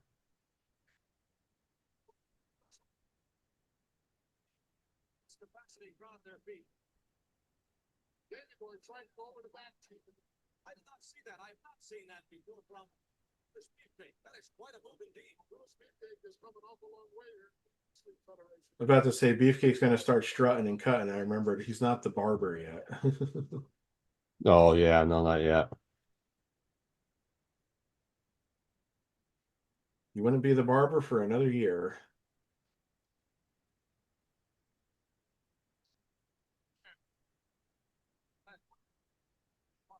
Podcasting.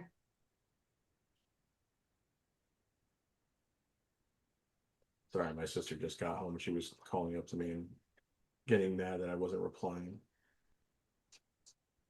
Oof. Oh. Oh, what a spot. Oh, geez. Yeah, their heads hit pretty bad. And that's what I wow. Yeah, you can tell how long it's been since I've watched this show. I did not remember that's got to be one of the weirdest goddamn endings to a title match you've ever seen. Yeah. Because that's a title change. Like that's how you change the titles? Like it wasn't like a big move, it wasn't like a big sequence. It was, just jeez. They head butted. He goes flying backwards.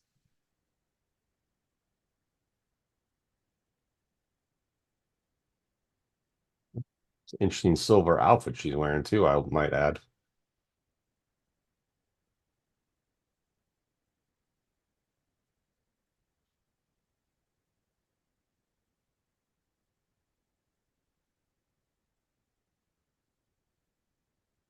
Captain Louis Albano.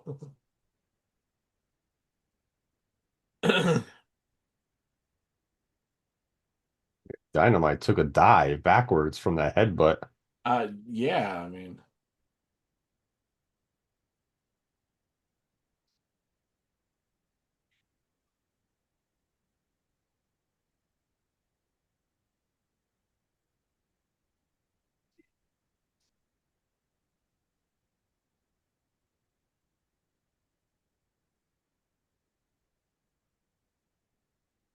Captain Lou's vibrating as he's talking. Yeah, I know. Ozzy's chewing gum.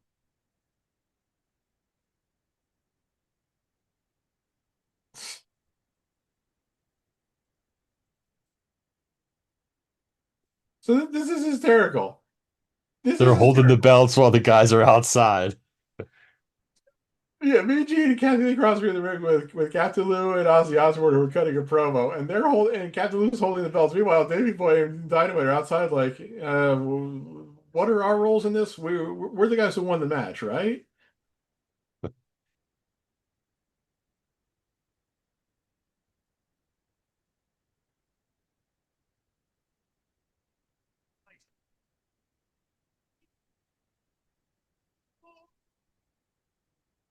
America, we became the World Tag Team Champions. We would stay in the United States of America. This is where we're going to stay. Yeah, Dynamite's a little out of it. Well, I mean that. I mean, they definitely clonked heads and everything. So I mean,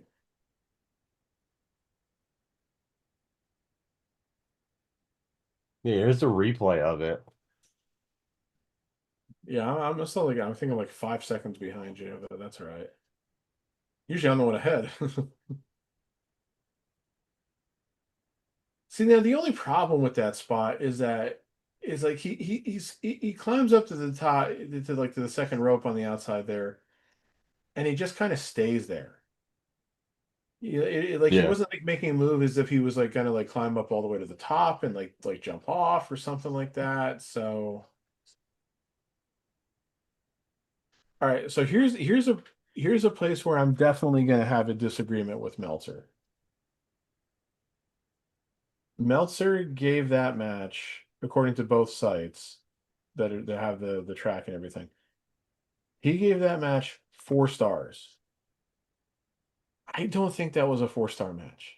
I think that was a 3 star match. I only gave it 3.5.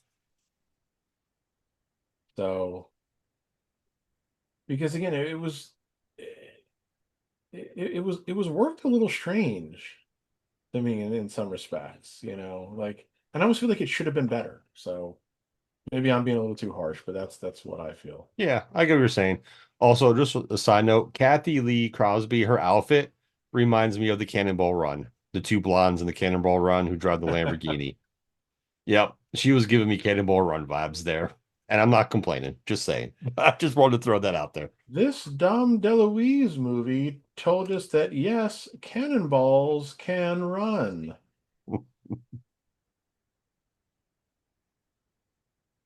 Bert, you may want to answer this one. That was from one of the SNL Celebrity Jeopardies.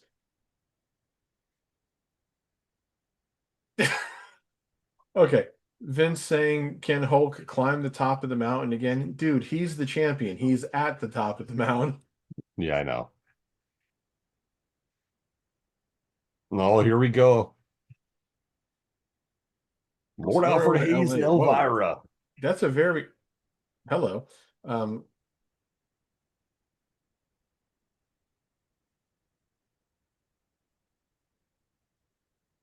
so this just kind of shows how they didn't really have like a lot of like backup announcers because I mean they're bringing in Susan St. James to call the New York show with Vince. They got Gorilla and Mean Gene doing Rosemont, and you got Ventura and Lord Alfred Hayes doing L.A. Wouldn't it have been made more sense maybe to keep Gorilla and Ventura together and have Gene and Lord Alfred Hayes together? Because Yeah, Gene could have done play by play, but you match him up with Gorilla and Gene's not going to be doing play by play, yeah, you know? Because Lord Alfred Hayes wasn't a play by play guy either. He was like more of an analyst when he was a. Okay, I didn't remember that Hercules wore an outfit like that. That made him look more like Conan the Barbarian.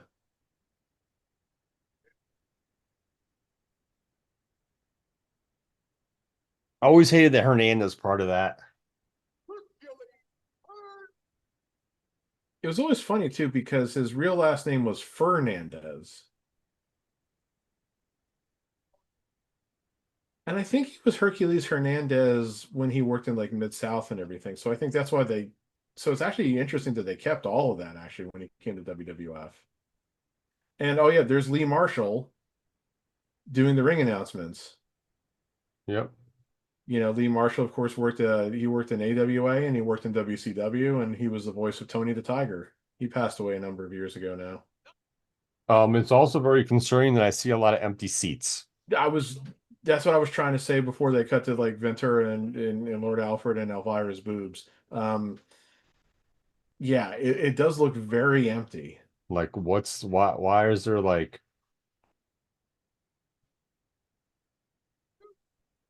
hey, LA people, did you not know the show was starting soon? Well, this is the thing. I mean,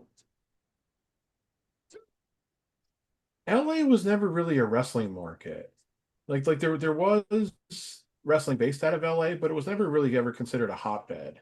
No. And when they were supposed to do Hogan Flair at WrestleMania 8, one of the reasons why they ultimately didn't was because like Vince got cold feet because of some like lackluster house show feedback from matches that they did. But one of the ones that they did was like in LA, and they were like, well, the crowd was sitting on its hands. And it's like, why would you do a Hogan Flair match in LA? Out of all the markets you could have done that to like test it on house shows, why didn't you do it in the Carolinas? Why didn't you do it in New York? Why didn't you do it in one of the old AWA territories where Hogan was popular? Why didn't you do it in Texas? It was like there's like so many places you could have done it where it would have worked. Yeah. Nope. Absolutely. Yeah.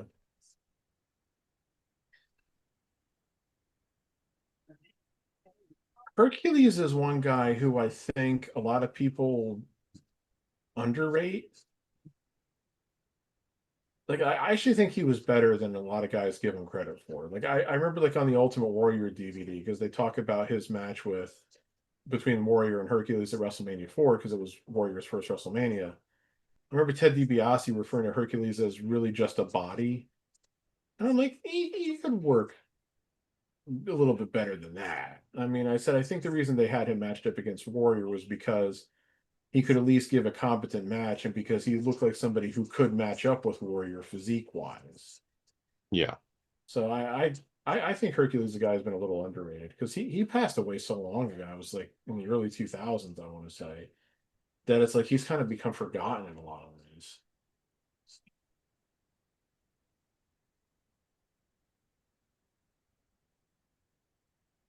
This is interesting though. I made mention in the WrestleMania 1 rewatch that Steamboat was wearing tights, and now here he is wearing the pants that I think most people are much more typical used to seeing him wear.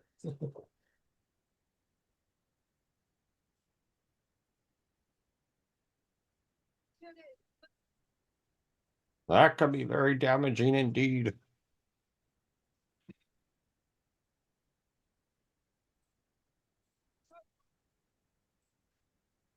You know what I noticed? I'm just looking ahead to WrestleMania 3. The tag titles were not up for grabs that pay-per-view. Well, that was because of Dynamite's back injury. Hmm. He was still so messed up because the back injury had only been a couple months before that I guess Vince didn't think they could do a straight tag match between the Bulldogs and the Hart Foundation, so that's why they made it the six-man, where it was the Bulldogs and Tito Santana against the Hart Foundation and Dangerous Danny Davis, Yeah. Triple D as I call him, and nobody else, as in nobody else calls him Triple D. Not as in I don't call anybody else Triple D. There's a few people I call Triple D, and I think you know what people those are. Very true.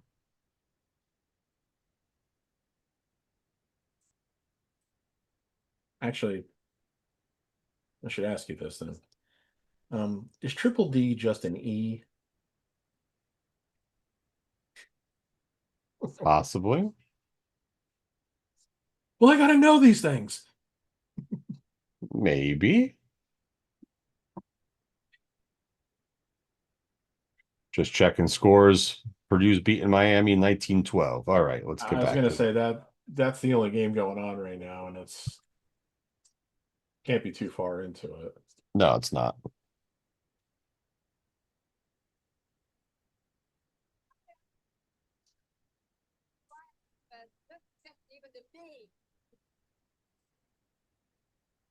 I don't really know what Elvira was just saying there. We have a championship match inside a steel cage. It's never been done before.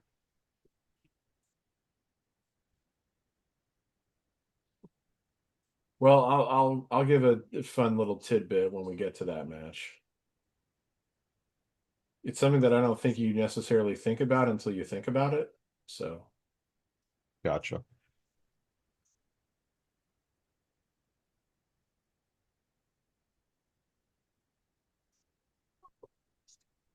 Hercules.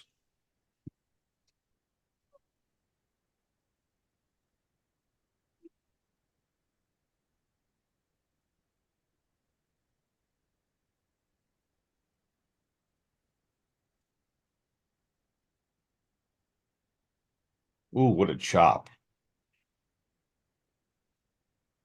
Ooh, another one.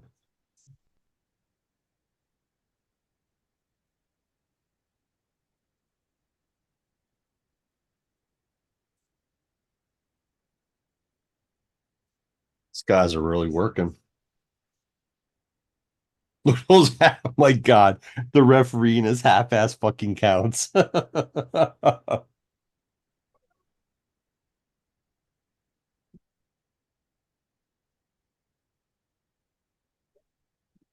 Oh God.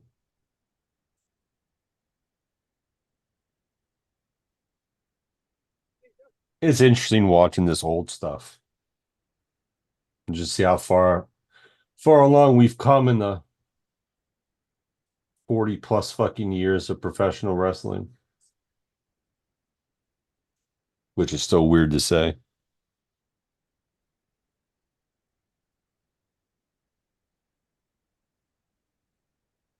Hercules is going to the top rope.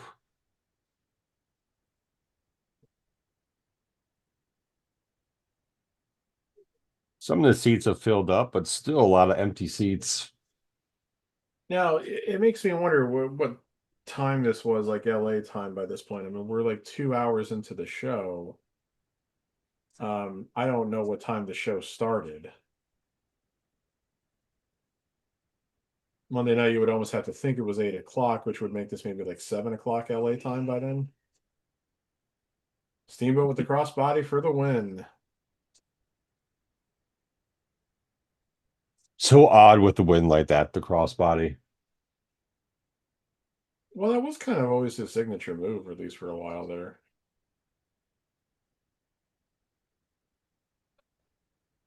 Don't What's you also start? interesting is like there's like no padding around the ring, Nope. which I mean wasn't really atypical in the territory days, but like it was pretty much always a standard of the WWF. Um, and again, yeah, we talk about how like empty it looks and everything, especially on the camera side there. And just to think, only 5 years later, this is where they would run WrestleMania 7. Yeah. The building looked a hell of a lot different that night. Oh boy, here we go.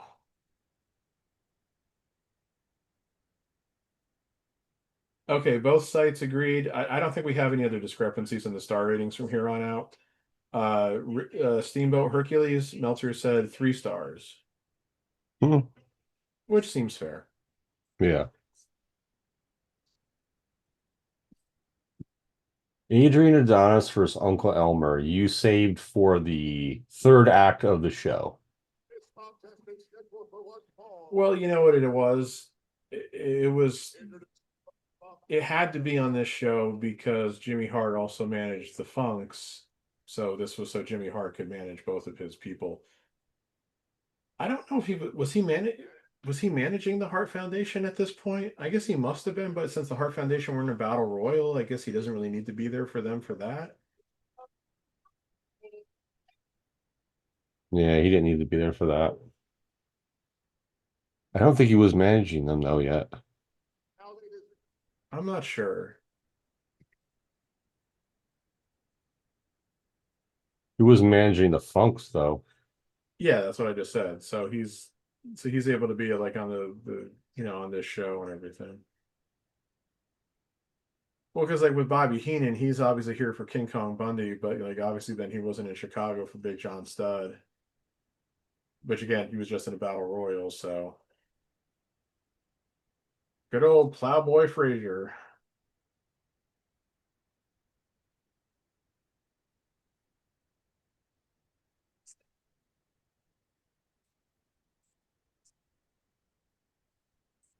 No offense to Uncle Elmer, but he was the kind of guy who obviously could only have been a wrestler in a certain era. Very true. And this was pretty much the end of it.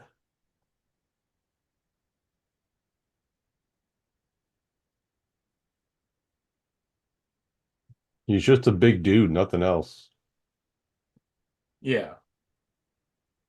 Well, he was just kind of making fun of Adonis's mannerisms. It was kind of funny though. Yeah, it is. The thing with the Adrian Adonis that I've never really been able to quite understand is the way that he just got so fat so fast. Like he just like really let himself go. Like all of a sudden he put on like 50, 60 pounds like really fast Yeah, yeah, he during this did. era. I'm not one of these people who thinks that the gimmick was offensive or anything. I think that this gimmick could have worked if it had gone on for longer, frankly. Yeah, it was an interesting gimmick for sure. It's also kind of funny that this guy was doing this gimmick because his gimmick prior to this had really been he was like a biker. You know, like when he was tag teaming with Ventura in the AWA, he always wore like the leather and shit, you know. Yeah. Such a contrast of change. Yeah. He was great at that turnbuckle spot too. Oh yeah. Yeah, he was one of those guys who would definitely bounce in the ring, you know. Falls out of the ring like that. I don't know if I would want to fall backwards through the ropes out of the ring when there's no padding down there, you know. He just ripped the ring apron off. Oh my God, what is he thinking? Now we're not going to know what show we're watching. What a seller too. God. Well, that's what I'm saying. Yeah, he's all over the place. This makes Ric Flair's flops look realistic by comparison.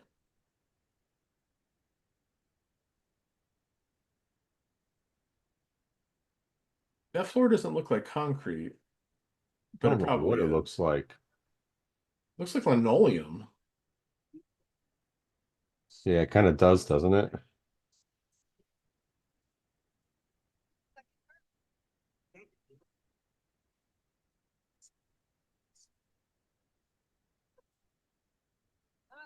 Oh, I stopped giving the match times.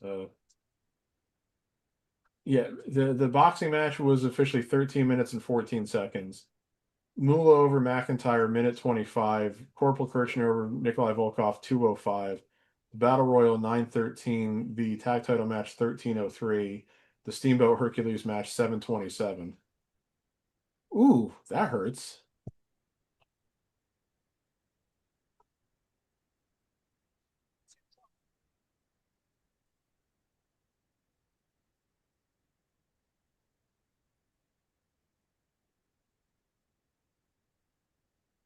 He used his belly to push him backwards, get caught in the ropes.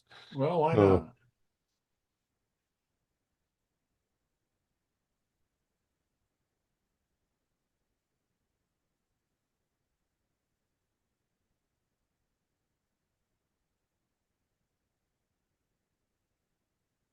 he has a garter on his fucking left knee. That's hilarious. Well, yeah.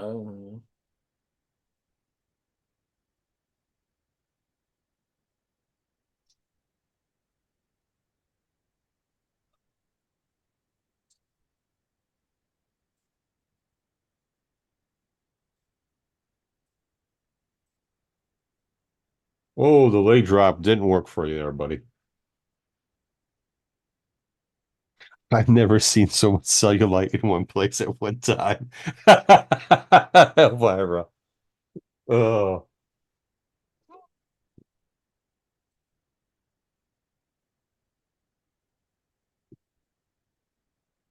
and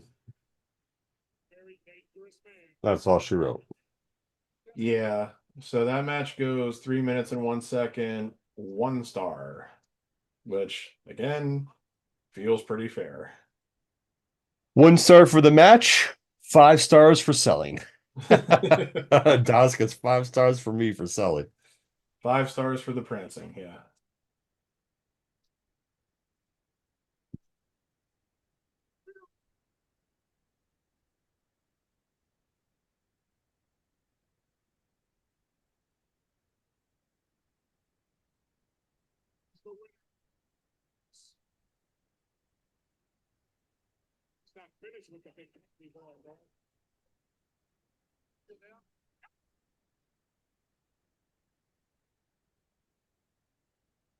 Come on, Adrian. Come on, Adrian. Come on.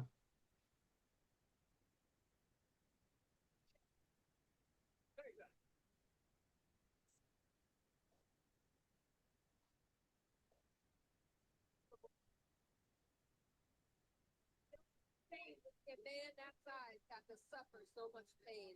You said just I love getting spam text messages like this. Pennsylvania Department of Motor Vehicles notice. According to Pennsylvania Department of Motor Vehicles records, your unpaid traffic ticket must be paid by March 23rd, 2026. Tomorrow? So it's kind of like if you cannot open the link, please reply yes and close and reopen the email or copy the link and open in a browser. This spam stuff makes me I was gonna laugh. say, I'm pretty sure that's bullshit, No, it's definitely is. Like I legit know, but it's just funny. Yeah. It's just funny, and like I can't talk. Like people fall for stuff like that, unfortunately. Yeah, I know. Now this is interesting. So Lord Alfred Hayes is there at ringside calling the match, and they cut to a obviously pre-taped promo with him and Hogan because obviously he couldn't teleport. Um, but what's also funny about this is that they already did a promo with Hogan, and here's another one. Yep, one with Jesse, one with Alfred, and he calls him Uncle Alfred Hayes too, out of the way. Meanwhile, Lord Alfred Hayes just stands there, like kind of stiff as a board, saying, "Okay, Hulk, you just say your bit. I'm just gonna stand here and look smart in this tuxedo. It's a white tuxedo with a red bow tie. Come on, I look stylish."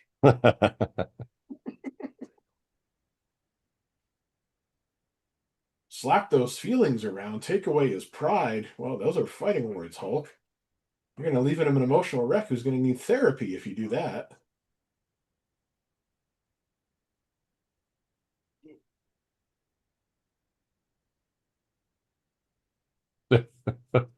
And here we go. Oh, Terry Funk doing the crazy act, of course, trying to intimidate Lee Marshall.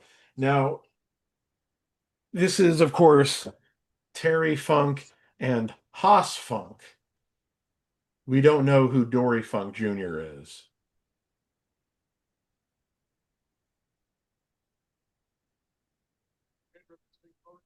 all here. South Jimmy Hart. Yeah, I gotta admit, it really annoys the hell out of me that they called him Haas Funk. It's an interesting name. Well, you know what it is? It's that Vince watched Bonanza. Yeah, I know. But again, he's a former NWA champion. You didn't change Terry Funk's name, so why did you Change his. yeah.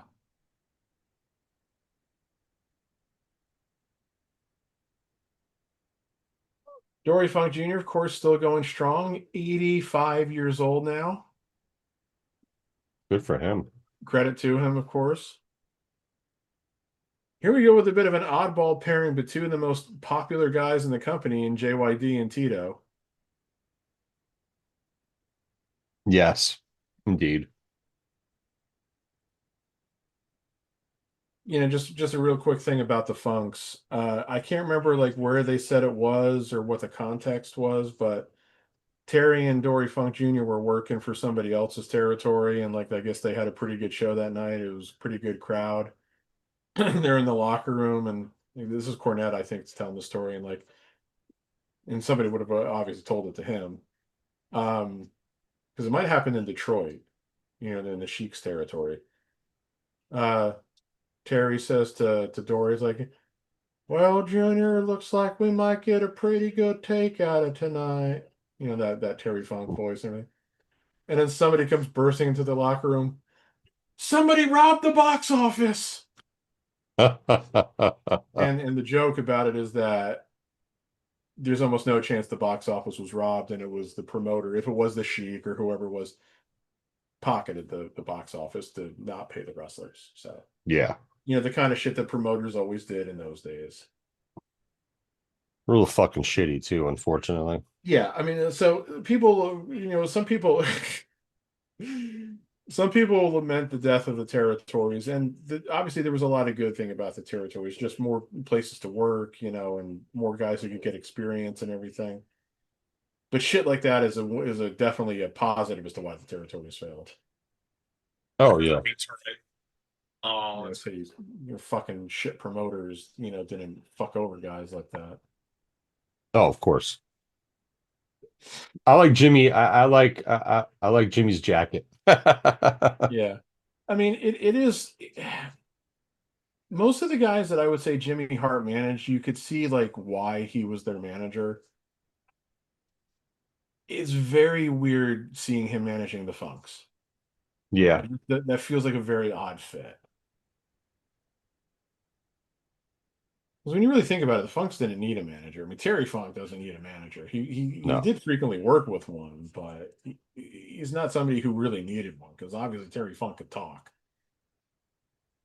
Hmm.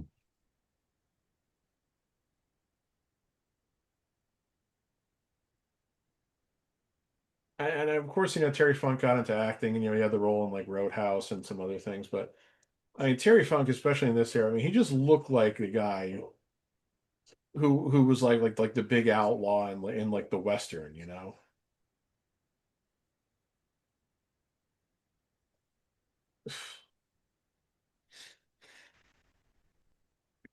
What a clothesline indeed.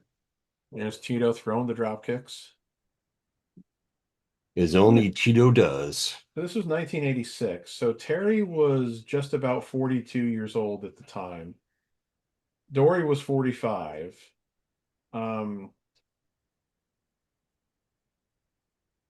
Tito would have been just about 33, Oh wow. and JYD was 33. So yes, these guys are a little bit more veteran.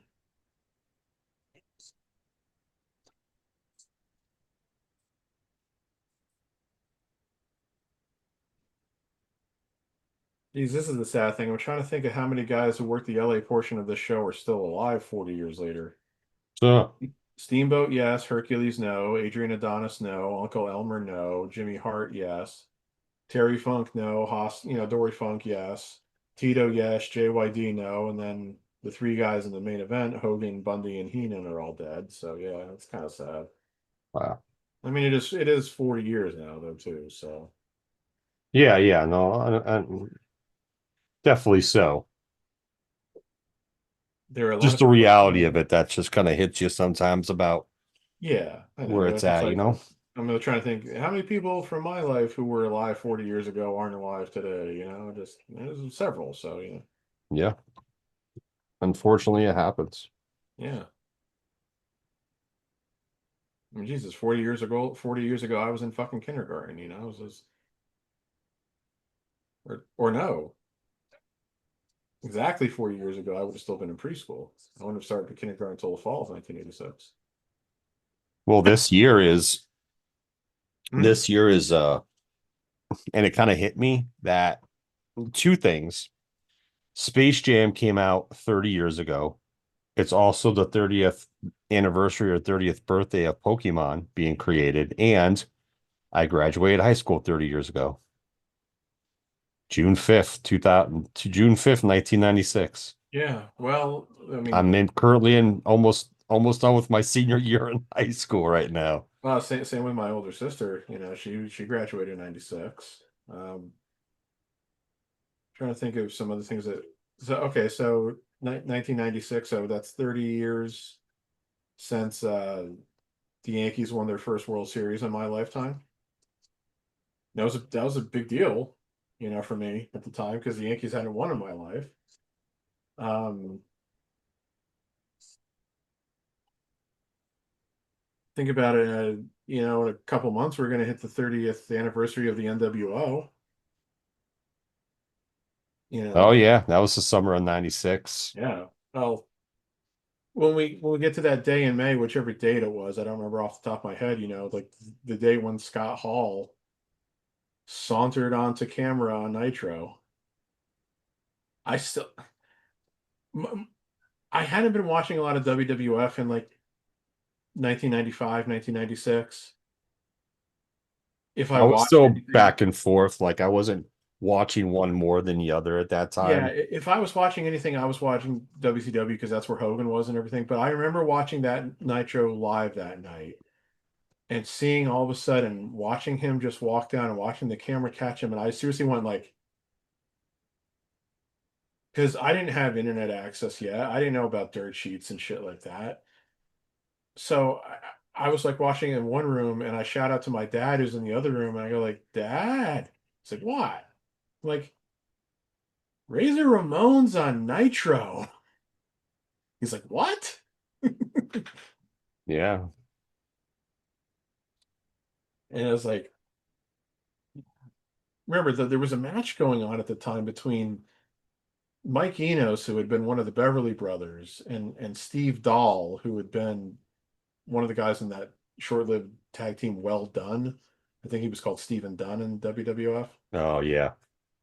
Yeah, there's a match going on between those two guys, and he just walks in and just takes the mic, walks in, and then the match just stops, and like Shivani and Zabisco on commentary sold it so well. It's like It's one of the what the hell just craziest happened? it's one of the craziest things we've seen on a live wrestling show, something like that. It Be- legitimately felt like you didn't know what the hell was going on, and No, like, you is didn't know WWF really invading? because like you've just seen him on WWE programming like It, just it, it recently, I think. So it was like, he had been off TV for a few weeks because he lost a match to Vader at the In Your House show at the end of April, I want to say, and I'm pretty sure that was his last appearance for WWF. yeah, I'm pretty sure that was the last appearance on for WWE for both him and Nash, because Nash wrestled the title match against Michaels that night, which was pretty well received. But yeah. I'm pretty sure Nash didn't appear on TV again after that either. But he didn't show up on Nitro for another 2 weeks. But yeah, but it was only like a few weeks, you know. And that was just it. He literally went from being on one to being on the other so quickly. It's like, other than maybe like the Radicals, it's very hard to think of guys who so quickly went from one company to the other. Yeah. Like Jericho had been off TV for a little while before he debuted on WWF. Same with the Big Show. Um, oh no, you know who set the record? Jarrett in '99. He wrestled the pay-per-view, dropped the Intercontinental title to China the one night, and the next night he was on Nitro. What about the Luger thing? I don't. Well, that wasn't. Well, See, the Luger thing was challenging maybe, because maybe because because yeah, I think with they said there was still like a match or two of his that hadn't aired on the syndicated shows yet when he showed up on Nitro. yeah, So technically, he was on Nitro before his last WWF match aired. crazy, right? I mean, what a fucking time to be a wrestling fan back then, though. Jesus Christ! And because he had ECW too, we'll never get those days back. I mean, and that's not to diss on like AEW or TNA or ROH or CMLL or anything like that, but it just wasn't the same. It's not the same as it was then. That time frame just hit different. It did. I mean, think about how much things are different though. 30 years ago, you didn't. Yes, we had cable TV 30 years ago. We didn't have streaming, and Yeah, you didn't have cable where you had like 500 channels. You had maybe at most 100. I mean, so yeah. you didn't have as much choice. So that's why people say, "Oh, wrestling doesn't get the viewership that it used to." Well, yeah, nothing does No, no, no. because the audience is so much more fractured because there's so much more stuff to watch. No, the only thing that's like truly gets maybe the same type of views I as remember back sport in the is. day, I was watching like, okay, how many viewers did Seinfeld get this week? How many viewers did Friends get this week? Yeah, And they consistently got 25 to 30 million. No TV show gets 25 to 30 million viewers anymore. no. And it's one of those things too where it's like the only events that really get huge numbers for like still for viewership is specific sporting events like NBA Finals, Stanley Cup, World Yeah. Series, Super Bowl, March Madness that's Yeah, going on like now. the Oscars still gets a lot of viewers, even though I think they said this year's was like the lowest it had been in like 3 or 4 years. I also, of course, say, well, that doesn't matter much anymore because the Oscars are moving to YouTube in 3 years. Yeah. So it's not like the Oscars need to like sustain themselves through their ratings, because they're moving to a platform where that's not going to matter as much. Yeah, just the times have changed when it comes to, TV in general. Yep. A lot of things, but Yep. the entertainment business in general too. Yep. Oh, by the way, my overall feeling on the Oscars was, yeah, That's like I kind don't of have what any I've heard. problems with any of the winners. Um, they're not all who I would have picked. So like I would not have picked one battle after another for best actor. I would not or best picture. I would not have picked Michael B. Jordan for best actor. Um, I'm not sure if I would have picked Sean Penn for best supporting actor. Gotcha. Uh-oh, the megaphone. Boink. This has been a decent match. It's been you know, Yeah. It's been back and forth. It's been fast paced. yeah. JYD hasn't gotten totally fat yet. I don't know if Meltzer was yet calling him the junk food dog, as he typically did when he was into. Okay, see, we were talking about that Meltzer tribalism thing before. Meltzer started calling JYD the junk food dog like repeatedly, and it wasn't until he got into WWF. And I really think it was because he was mad because he had left Mid South for WWF. So that's a Yeah. form of tribalism.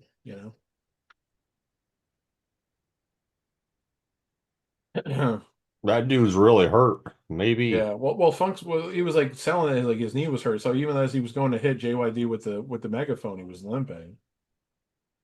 Meltzer gave that one 3.5 stars. I feel like that's a fair rating. That's fair. That's not fair to Flair. Nothing's fair to Flair for him. Yeah, yeah.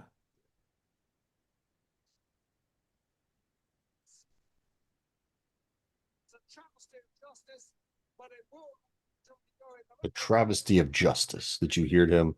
Yep. Travesty of justice. Lord Alfred Hayes. Tito Santana used to, I don't know if he still does, but he used to live in an area of New Jersey that's not all that far from where my dad's family lives. Oh, okay. Um, let me look up to see if maybe he still lives there. All right, I'm gonna turn one of these lights off because I keep looking at my screen and getting that glare on my great Walter Payton picture, and I already have a headache. Yeah, So, because he actually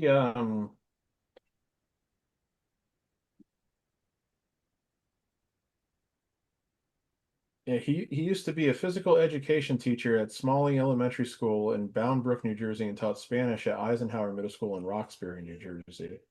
oh, interesting.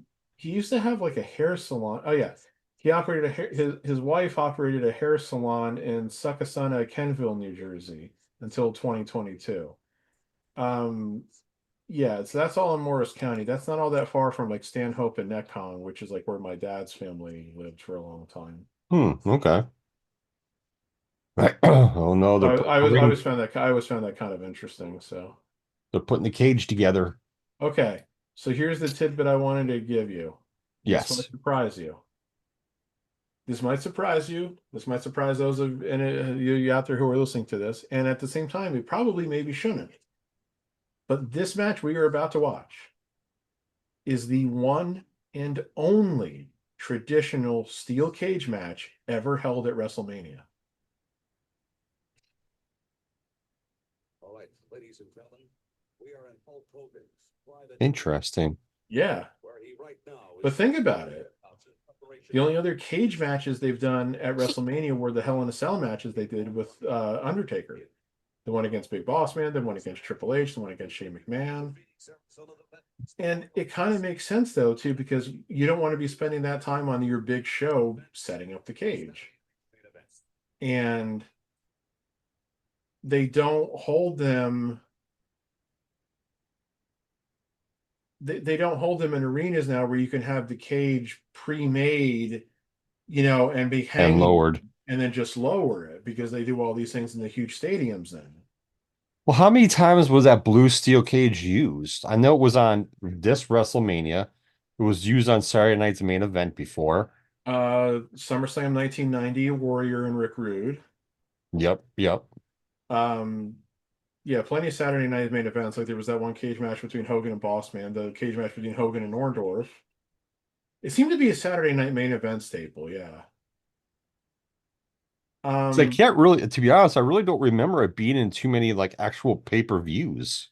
Brett Owens, SummerSlam 94. Okay. That was a cage match. Um, you know what? Let me pull up my list real quick and just see if I can maybe figure it out here.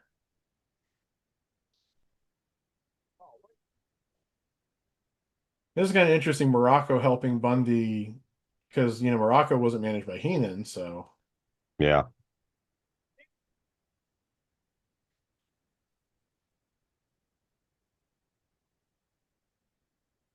okay. So yeah, this one we're about to watch.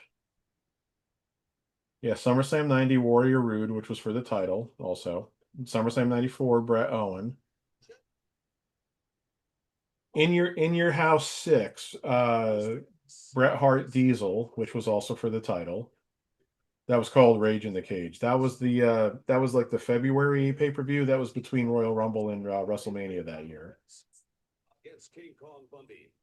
Dr. Panovich, if I can prevail upon Mankind and Triple H had a cage match at SummerSlam 97. man not to go ahead with this kind of event. Yes, that's correct. I have advised him not to participate in WrestleMania. What are the risks specifically, Doctor? Well, I worry about the possibility of this problem. I'm a doctor, but I'm wearing a Hulkamania shirt. I know, right? Well, here's another interesting one. Breakdown in Your House, which was right after SummerSlam 98. They did a triple threat #1 contender cage match between Mankind, Ken Shamrock, and The Rock. That's an Wow. interesting one. The St. Valentine's Day Massacre in Your House, they did a cage match between Austin and McMahon. That's the one where Big Show made his debut and he threw Austin out of the cage, through the cage. Yes, yes, I remember that. At the Rebellion pay-per-view in 1999, which was one of the UK only shows, Triple H and The Rock had a title cage match. Kane and X-Pac had a cage match in Armageddon 99. Val Venus and Rikishi had a cage match for the Intercontinental title at Fully Loaded 2000. Edge and Christian and the Hardys had a tag title cage match at Unforgiven 2000. But by this point, they weren't using the blue cage anymore either. I should say that. Okay, gotcha. Chris Jericho and X-Pac had a cage match at No Mercy 2000. So now it's like they're overusing the cage here, it seems. SummerSlam 2001, the Brothers of Destruction against Diamond Dallas Page and Canyon for the WWF and WCW tag titles. Rebellion 2001, Intercontinental title cage match, Edge versus Christian. Survivor Series 2001, WWF and WCW tag team title unification cage match, the Hardy Boys against the Dudley Boys. Hmm. But then they don't use the cage again until Taboo Tuesday 2004, Randy Orton, Ric Flair. I remember that match. That was a pretty decent match, as I recall. Especially for what Flair could do in 2004, Hmm. No Way Out 2005, the barbed wire steel cage match for the title, JBL and the Big Show. You remember that one? Big Show Semi. thought Big Show thought he had won, but JBL he'd been chokeslammed through the ring and he crawled out from under it. Oh, yeah, yeah, yeah, yeah. Yeah, okay. Yeah. Yeah. Now that you mention it, yes. Unforgiven 2005, Matt Hardy versus Edge. Makes sense for them to have had a cage match at that time. Oh, yeah, yeah. What their feud they had? Yeah, Taboo Tuesday 2005, Intercontinental title steel cage match, Ric Flair Triple H, because that's when Triple H had turned on Flair. Intercontinental title steel cage match at New Year's Revolution 2007, Jeff Hardy versus Johnny Nitro. That's an interesting matchup to get and put in a cage. That was probably to keep Melina out, though. Yeah, that might have been. Yeah, they're doing a lot of extra promo work here to get this Well, yeah, they got to get the cage set up. And this is another reason why they don't want to do cage matches at shows because it takes too long to set it up. So, One Night Stand 2007, World Heavyweight Title Cage match, Edge versus Batista. Judgment Day 2008, WWE title match, Triple H Randy Orton. Extreme Rules 2009, WWE title match, Randy Orton Batista. Extreme Rules 2010, Edge versus Chris Jericho in a steel cage, which would have made sense because that's when Edge would have come back and they had been together and then split up, obviously. Yeah, yeah. Money in the Bank 2010, WWE title match, Sheamus John Cena.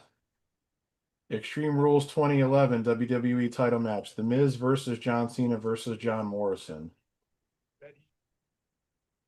Royal Rumble 2012, World Heavyweight title match, Daniel Bryan, The Big Show, Mark Henry.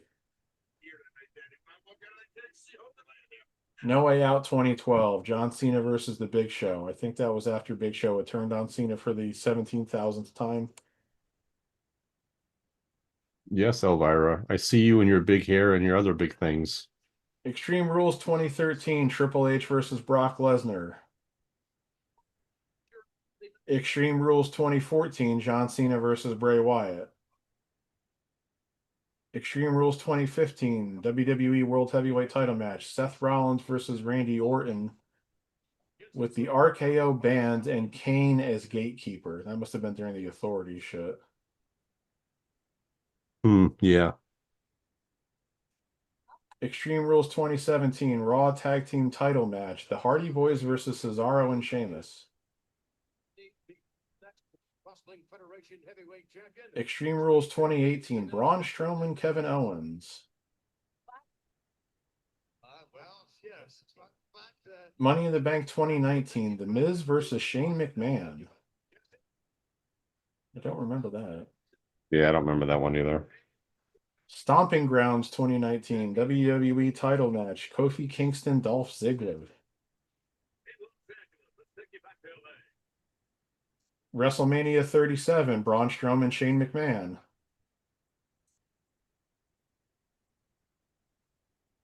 Payback 2023, Becky Lynch, Trish Stratus.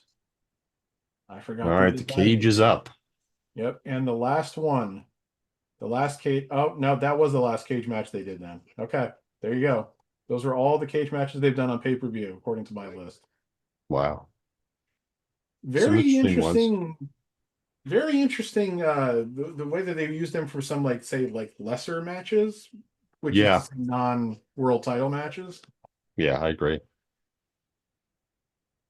I love the way they have the cage together with those big red clamp things. Yep. Let's say no, that's together. That is true.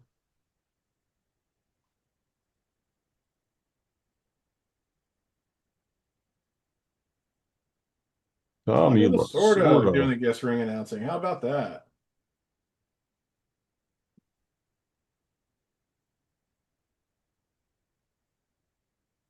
Tommy Lasorda seems like the kind of guy who would have been a great wrestling manager if he hadn't been in baseball. Yeah.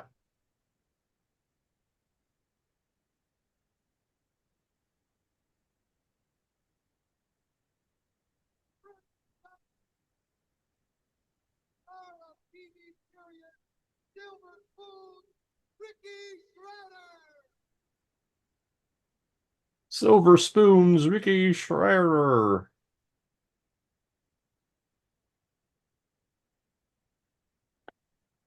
Ricky Schroeder.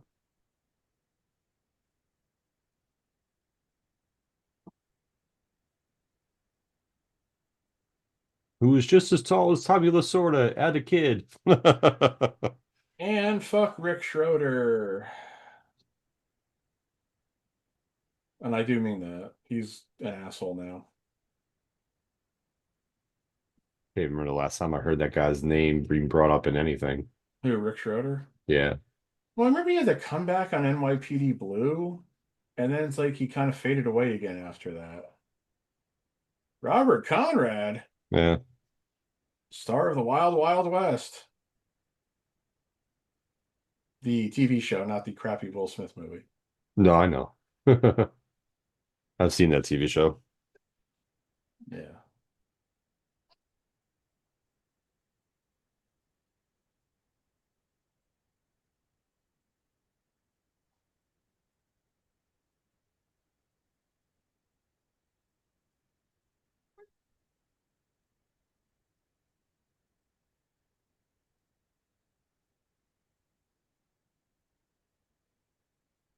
Yeah, Rick Schroeder's been arrested for suspicion of domestic violence, though no charges were ever filed. He contributed money towards the bail for Kyle Rittenhouse. He was one of these people who whined about COVID mask mandates, so fuck Rick Schroeder. Hmm. Gotcha. They said King Kong Bundy was from Atlantic City. Well, he was actually from New Jersey. Atlantic City, New Jersey. Woodbury, New Jersey. I think no, that's not really that close to Atlantic City because that's in the western part of New Jersey. Actually, yeah, I think where he's from in New Jersey is like one of the counties that kind of borders like around Philadelphia County, I think. So, Oh, gotcha. yeah.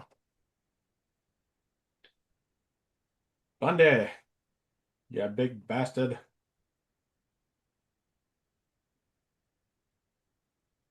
Bundy passed Bundy, who away. has more hair on his body than he does on above his shoulders. Yeah, I know. That was always the thing I found so remarkable at him. But yeah, Bundy passed away as geez, it was 7 years ago now, back in March of 2019. Have you ever seen him with hair? I, mm, if I have, I do not remember. Well, that's just what it was. I think I've seen pictures of him with hair when he was working in Dallas. Um, and he just looks so weird with the hair because I'm so used to seeing him without it.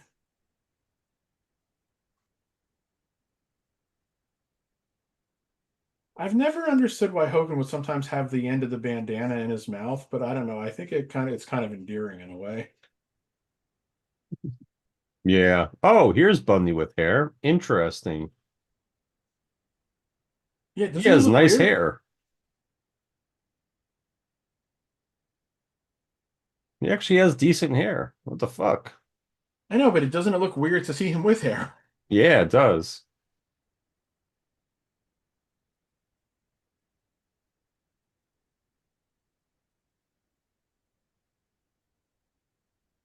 In this picture, he's King Kong Bundy, 450 pounds from Nome, Alaska. Yeah, yeah, yeah. Yeah, like he has, wow.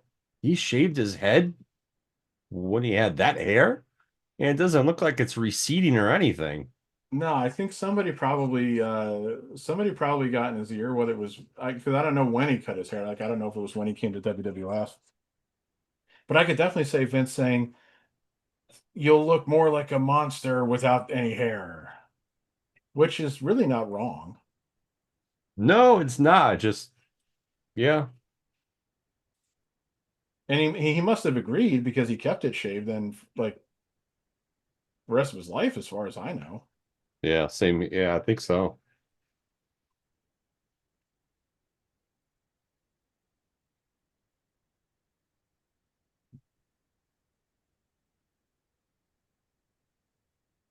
Well, at least this match has gotten off to a kind of a fast start. Whoa, it hits the big boot this early. Yeah, they're very much letting you know that Hogan is still the underdog in this match, even though he's the champion because he's hurt with the taped ribs, you know.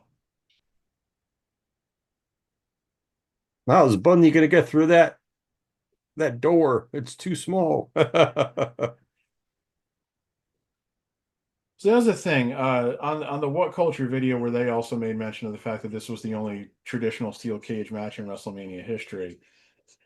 They mentioned that there was also probably another reason besides the practicality of the time needed to build the cage and everything as to why they didn't do cage matches on WrestleMania. Um, WWF has always been the escape the cage mentality when it comes to their cage matches. Yeah. And I know Cornette's always whined about that, saying that that was like that's like a WWF thing that like no other territory ever did escape the cage. It's like the cage is to keep the guys in and anybody else out and blah blah blah. But you still have to get the pin. I've always liked the escape the cage mentality, but that's also probably because I was brought up on WWF wrestling. Like if I'd been brought up And on like Jim Crockett, it's something that's different, you know what I right? mean? I mean, So that's me. If I had been brought up on like Jim Crockett, Mid South, Georgia, Florida, world class, whatever, I probably wouldn't feel that way, you know. But it's kind of like so Hell in anyway, a so Cell. That's a beast yeah, in itself. yeah. So What Culture was saying, well, look, um, since they always would do the escape the cage step usually, but at the same time they always like having their championship matches end decisively with a pinfall. So those two things then don't jive. Yeah. So I can understand that too, if that is like, and of course we don't know that's why they did it that way, but it seems logical. Yeah, yeah. 100%. But then again, as Bruce Pritchard might say, I'm trying to apply logic to an illogical situation. Oh, yes.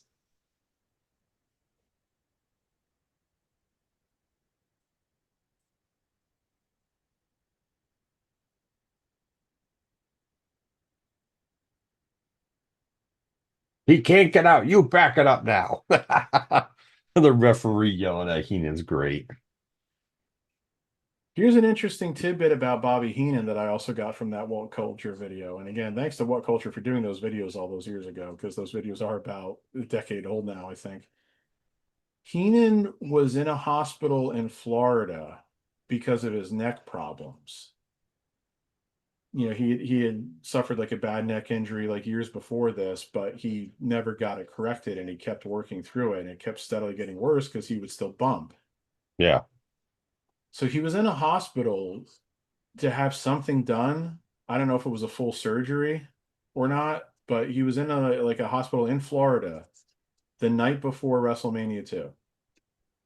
He got a call from the office and said, "If you're not there tomorrow, you're fired." Wow. Think about that. They're going to fire Bobby fucking Heenan. Because he's getting surgery. He checked out of the hospital, hopped on a plane, got to LA, did the show, takes a couple bumps for Hogan at the end here, as we'll see, gets back on a plane, goes back to Florida, checks back into the hospital. That's fucking insane. Isn't it though? But like, you know, and Heenan did a few shoot interviews before like, you know, his voice got totally fucked up and before he passed away and everything. And he mentioned about how he just really hated his time in WCW, how he never really wanted to leave WWF and everything. You know what one of the reasons why he left WCW was though, or left for WCW was though, right? No. They offered to pay for him to have a surgery to help fix his neck problems. And apparently WWF never did that, which Uh, really fucked up too when you think about it. for I don't what all understand he why did Vince. for WWF, yeah, that is That's fucked what I up. mean. I don't understand why Vince never said, "Okay, you know you go," especially once he wasn't a full time manager anymore and was just a full time commentator. I don't understand why Vince didn't let him like say, "Okay, I'll pay for you to get this surgery done. You take a little bit of time off, you know, blah blah blah." You know, so He's like a staple of your industry at that time. yeah, he's a fucking legend. He's the greatest wrestling manager of all time. You know. And you know how Bobby Heenan was the greatest wrestling manager of all time? How? Because the second and third best wrestling managers of all time say he was the greatest wrestling manager of all time. Those guys, of course, being Cornette and Heyman. Oh, he Oh, split Bundy. open. Bundy. Bundy, you're bleeding all over the ring, Bundy. I couldn't tell if he bladed or not, could you? No. I mean, he probably did, but again, WWF didn't really do blood, so. Ooh, the back scratch, the dreaded back scratch from Hogan.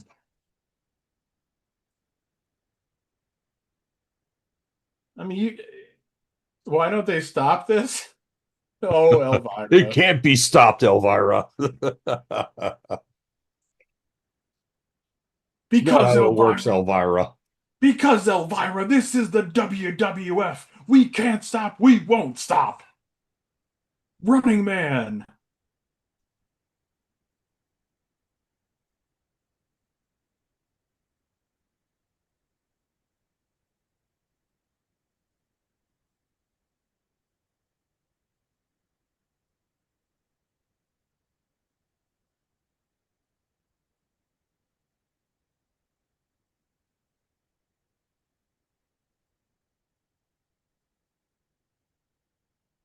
Oh, down goes Hogan.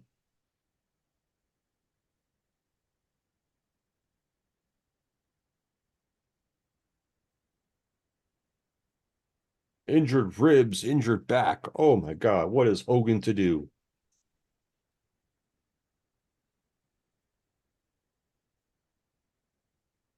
It is crazy. They said if you're not here tomorrow, you're fired. Yeah. Yeah, again, that was just according to that What Culture video. I don't know. I I haven't seen that listed anywhere else, but I bet I could find it. I mean, I don't think What Culture I think is reputable enough that they wouldn't put stuff on a video like that if they didn't have verification of it from somewhere. So Yeah, it could be something they got from Heenan too, you that's what I know. mean. Heenan probably said that in an interview. So or no, Heenan also did write an autobiography with that I think is out of print now. Um, you know what? Fuck it. I'm going to Google it. Was Bobby Heenan going to be fired for missing WrestleMania 2?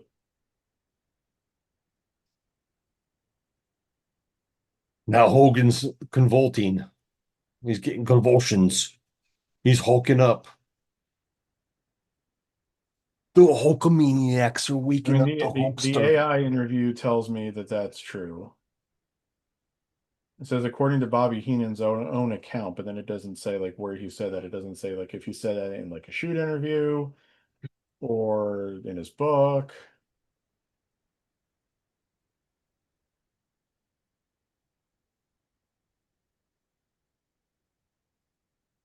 Making me hungry. It's making her hungry. What the fuck is she going? I don't know.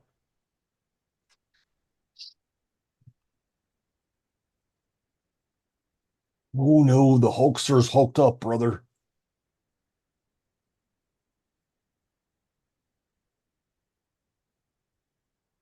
Well, he slammed Bundy. Hey, wait until what he does next year.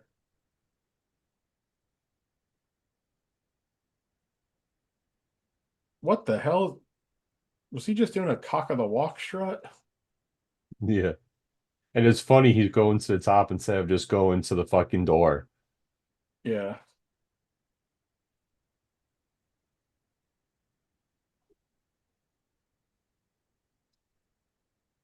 Oh no, here comes Bundy.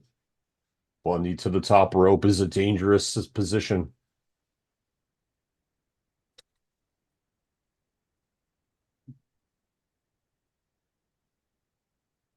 Heenan trying to keep Hogan in. That's not going to work.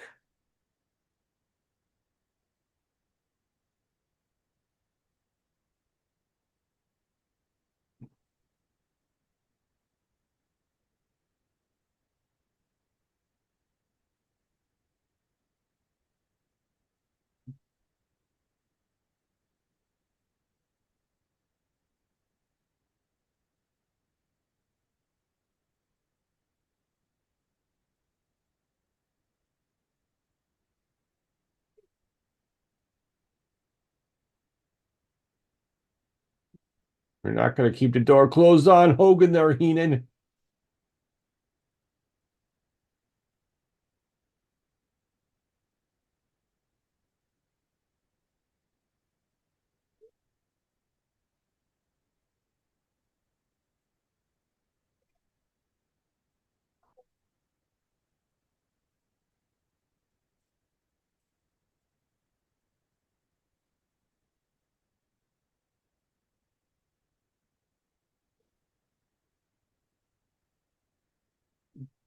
And he throws Heenan into the steel cage. Oof. Oh, geez. Yeah, he does an atomic drop and Heenan goes spilling out through the ropes out of the cage door. And those steps don't look that nice. All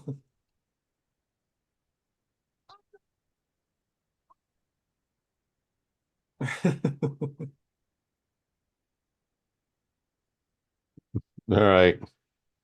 What was these websites scores for this match? Star and a quarter. And I think it was better than star and a quarter. I think there was at least 2 stars. I'd say two.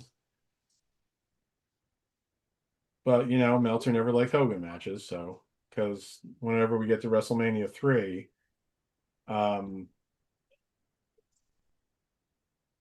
he gives the spoiler alert, as if you couldn't go find this on your own. He gave the Hogan Andre match -2 stars. Now again, it is a very slow, very plotting match, but like Al Snow once said, it was all about the spectacle and the fact that that was the match everybody wanted to see. That's the match that filled that building, you know. Yeah, and the other thing too about this too is like, I mean, for the people who know, like Andre was hurting. So you're not getting anything close to a 3-star match out of Andre at that point in time. So, you know, star rating or not, that match was a spectacle, and that's all it needed to be in regards to that period. Like when you know someone's hurt and injured and they're still in a match, you know it's not going to be great. It just needs to they need to do their parts and have the finish. That's really it. Let's pose, Hogan. Yeah. Number one.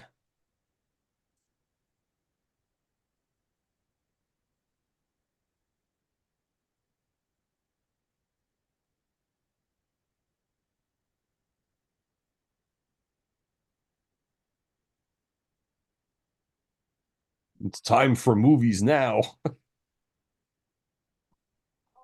of us here on the East Coast and of course in Chicago area, Picture in picture. you've enjoyed Well, yeah, that's actually a little innovative for no, that's it. Next season coming up. Nope, nope. Don't want to watch Yep. WrestleMania 3. Not yet.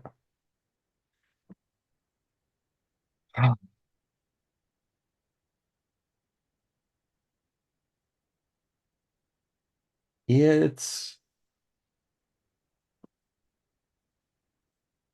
WrestleMania 2 was WrestleMania 2. Yeah, so I mean, not a great show by any means. Uh, No, not horrible either. yeah, a lot of people dog on it, and I see why, but again, I think sometimes when you're going back and watching some of these shows years later, you're using today as a baseline against it, and you really can't do that. Yep, that's the biggest Uh, problem with a lot of people. That's how you, they ha- they you have they to view say it. you have to say you can't. I'm struggling to put this into words. You can't watch this show and say, "Is it good by today's standards?" Yeah, you can't do that. You have It's to totally say, different. "Is it good by the standards of the time?"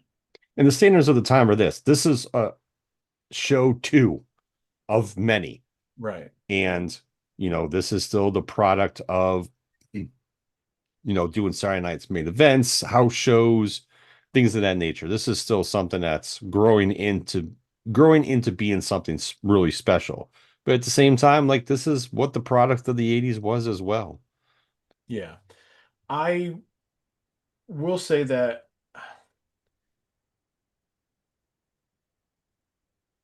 one of the good things about Vince at this time is that I think he learned lately. He wasn't afraid to risk things. He wasn't afraid to try new things, but he also Yeah, learned.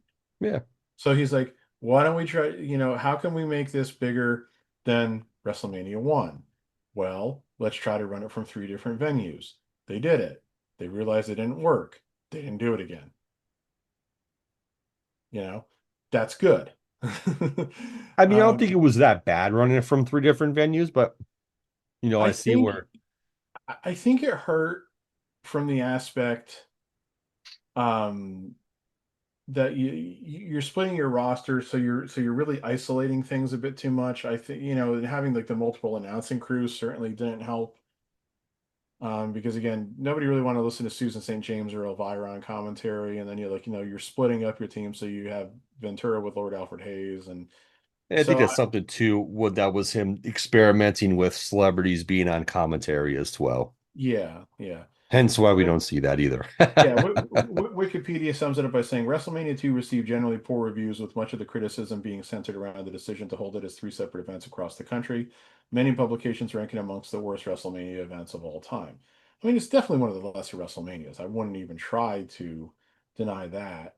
No. Um, but okay, so let's get some things here from Wikipedia. Critical response to the show was poor, with the decision to host the show in three locations being highly criticized. John Canton of TJRWrestling.net said, I'm sure that the idea of doing the show from three different venues sounded like a good idea on paper to Vince, but it was not effective in terms of producing a quality program. Voice of Wrestling's Brian Rose commented he could see why WWE went with just one arena from this point forward. Jason Powell of PowerWrestling.net was also happy to learn that subsequent WrestleManias would not be held in three arenas, saying, overall, WrestleMania 2 was excessive. The idea of running the show in three separate markets was an ill-conceived cash grab, and I'm heavy they never went down that road again. Um, you pointed out how empty the building in LA looked when they switched over to LA. Yeah. The crowds in New York and Rosemont sounded a little subdued, you know. So I think that was, yeah, I think maybe like that had an impact on the crowd reaction too, by having the show so splintered and everything. So it's like, let's say you're in LA. It's like, oh, great, I'm going to get to see Hulk Hogan. Oh, but I really wanted to see the British Bulldogs and Randy Savage, So, Now I think that if they really wanted to do a pay-per-view in two different arenas, this stage of the game would be something where they'd be able to pull it off. yeah. So, Still one risky guy though. here said every one of the big matches on the show was a disappointment, from the cage match, the battle royal, and the boxing match. If the big matches are poor, it hurts the whole show. Other person gave the boxing match 1 star, saying big pull apart brawl afterward, absolute crap that took way too long and ended in a non-finish. Gave the cage match 2 stars, saying it felt more like a Saturday night main event match than a WrestleMania main event. That's Mhm. reasonable. That's valid. And he gave the whole event a 2 out of 10, saying it lacks the historical significance of WrestleMania 1 to even watch it for that purpose. This was 3 hours of pain I'd love to have back. Oh God. I'm in a lot of pain right now, but it's not from watching WrestleMania 2. Thankfully, WWF would redeem themselves in a huge way the next year, but for this show, huge disappointment. However, that same guy said of the tag team championship match, tremendous match that breaks the streak of suck that had been this show thus far. One of the things I really liked about this match was that it seemed to break from the traditional tag team formula. There was no extended face and peril sequence, nor was there any hot tag at any point. Easily the match of the night. So that's interesting. The things that I said I kind of sort of had a problem with that match, he's praising. So that just goes to show it's all subjective. Yeah, yeah, of course. I think next Um, year, like WrestleMania's 3 is definitely where they hit their stride. yeah. Despite general poor reviews for WrestleMania 2, Brandon Stroud from Uprocks called the event superior to WrestleMania 1, commenting, WrestleMania 2 is, believe it or not, a gigantic improvement over WrestleMania 1. It's not the best show ever. It's nowhere near as important as 3, and we wouldn't get a great in total WrestleMania until 10. I don't know about that. WrestleMania 10 is basically two matches and then a lot of other stuff. with a Yeah. feel-good moment at the end with Brett winning. But it's the kind of thing that kicks your ass when you were a kid, and that's important. Okay. WrestleMania 2 is frequently listed by publications as amongst the worst WrestleMania events of all time, with some ranking it as the worst. Sports Illustrated summed up the event as probably wouldn't have been great even if it was all in one city, but splitting it definitely didn't help. Mm, Yeah. possibly. What's interesting though too is just kind of comparing who was on the card for this event versus who was on the card for WrestleMania 1. You Yeah. got a lot of the same faces: Hogan, Piper, Mr. T, Andre, John Studd, Nikolai Volkov, Iron Sheik, Orndorff, um, Valentine, Beefcake, JYD, Tito. But then he had a bunch of newer guys. Bundy was also on that first group. You had guys who were on this card who weren't on the WrestleMania 1 card. You had the Funks, you had Adonis, you had Hercules, you had the Bulldogs, Yeah. you had the Hearts. Even though it was kind of almost like a last hurrah, you had San Martino, Morales, as they weren't, guys to build on or anything. You had the Killer Bees. You had Savage and Jake. So you also saw where you had kind of your next few guys, Yeah. were going to be big deals. And you got to think about it. A lot of those guys that I just mentioned were guys who were cornerstones of the company for at least the next 5 years or so. Oh yeah, absolutely. So that's kind of important too. No, it definitely is. Yeah, I mean, this WrestleMania 1 and 2 are what they are. Were they great by any means? No. Did they work for what they needed to do? Yes. Did they take some chances? Absolutely. And then, he took some chances for WrestleMania 3 as well. But to be honest with you, I think that's it. It worked for WrestleMania 3. And then he kind of got his shtick for how the format was going to be moving forward and, making WrestleMania is what it is today. Yep. I mean, probably a little overcooked with the celebrities on this one too, and I think Yes. that was also very much an impact of having it split over the three venues because in addition to needing like three sets of announcers and three sets of ring announcers. Then he also was like, okay, let me also bring in, we'll have celebrities as judges for the boxing match. We'll have celebrity ring announcers for the main event at each venue. So Celebrity that was definitely referees for the Battle Royal. right. That was definitely overkill. Yeah. Yeah, definitely a little bit. This was definitely overblown with all the celebrities. Even looking at Wikipedia, like reading it, and it's like, oh my God, we had all these people. Like, holy shit. Like, this is a bit Well, much. yeah. And what's The also funny, timekeepers, Jesus. so on Sporkle, which is like the internet, quiz site, so they have like and because anybody can create a quiz and everything. There's one guy who has like a complete the card series for like every WrestleMania. Okay. So when you go to his complete the card for WrestleMania 2, so it's arranged by matches, and like the clues are, face, heel, heels manager, champion, challenger, champion's valet, that kind of stuff. So, you got all 12 matches listed. Then like the other like battle royal participants is his own category. Then there's two other categories: other talent, which is the regular commentators, ring announcers, and Ray Charles for singing America the Beautiful, and that's the quiz for him. And then you have this other category, which is only for this WrestleMania: pointless celebrity guests. New York commentator, which is Susan St. James, Chicago commentator, which I'm not sure, it would have been Kathy Lee Crosby, LA commentator, which was Elvira, New York ring announcer, as I'm guessing that was Joan Rivers, LA ring announcer, so that was probably Tommy Lasorda, and then the New York, Chicago, and LA timekeepers, so Yeah. yeah. Yeah. Overdone with some of it. 100%. I mean, again, well, hey, anytime you can get Herb and the Where's the Beef Lady.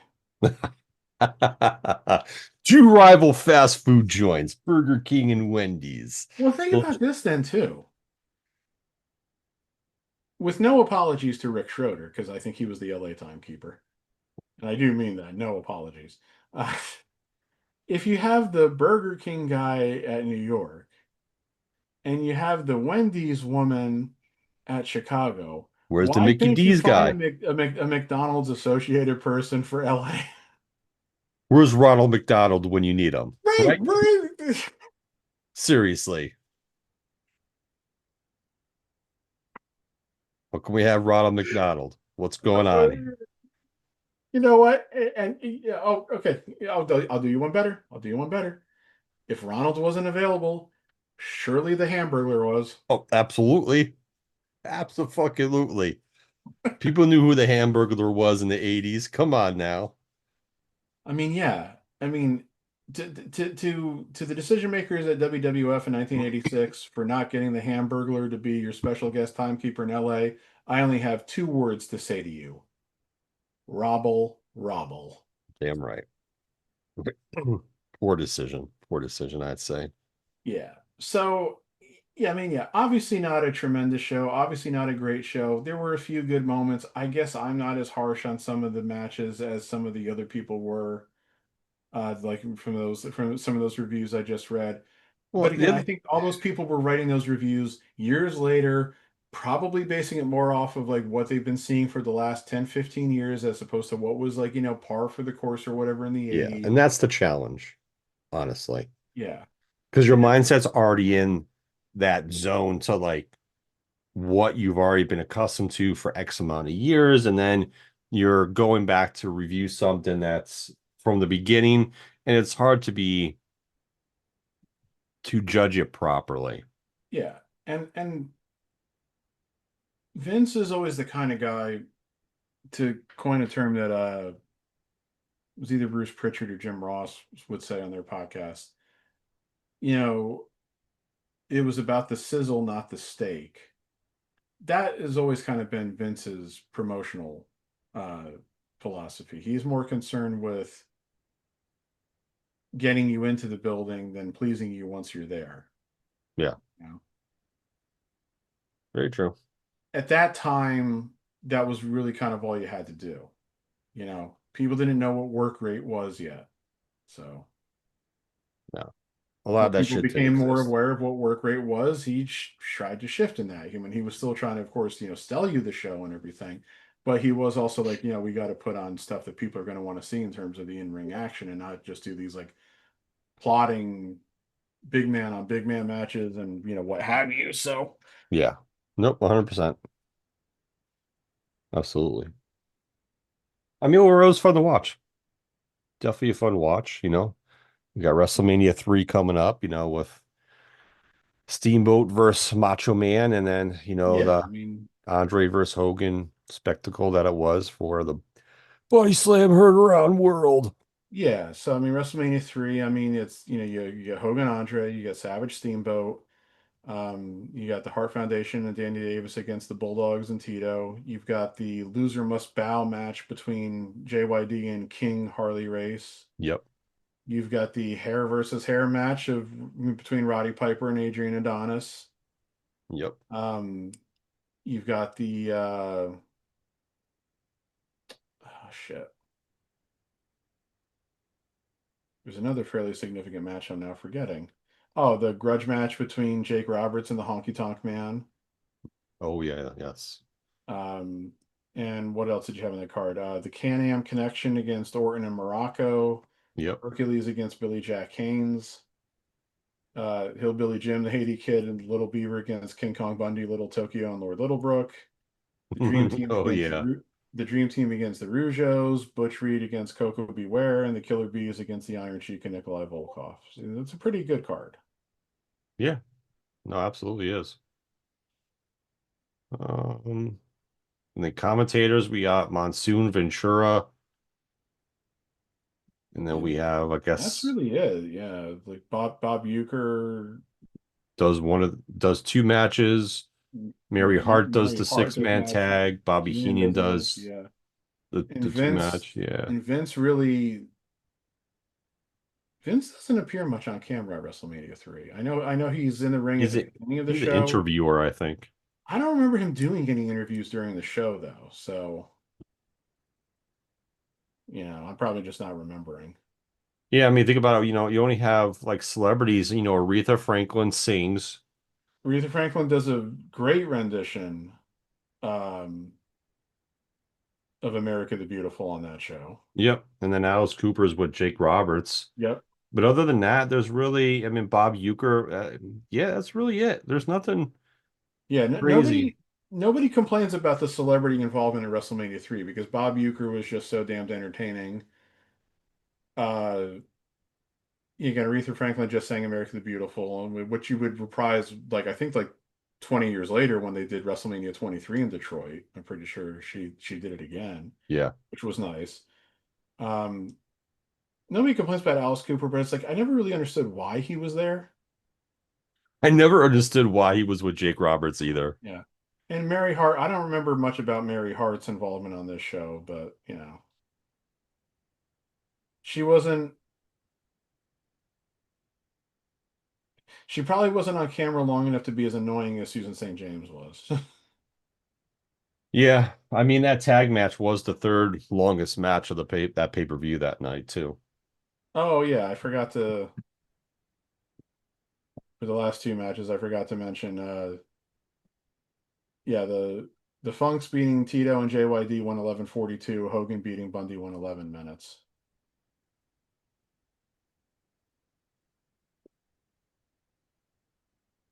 Trying to see if it says here why Alice Cooper was Yeah, I don't remember. Alice Cooper was from Detroit. That's the only reason why? Okay. Yeah, he was the local celebrity. Okay. Yeah, he's from Detroit, so I guess that's why. All right. I mean, I don't have any issues with Alice Cooper. So, Hmm. All right then. Well, fans, thank you for watching.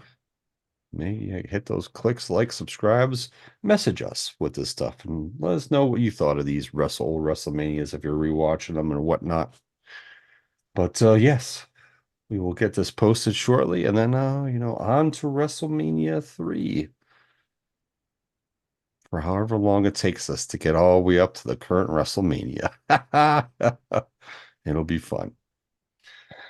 But it is time for us to go.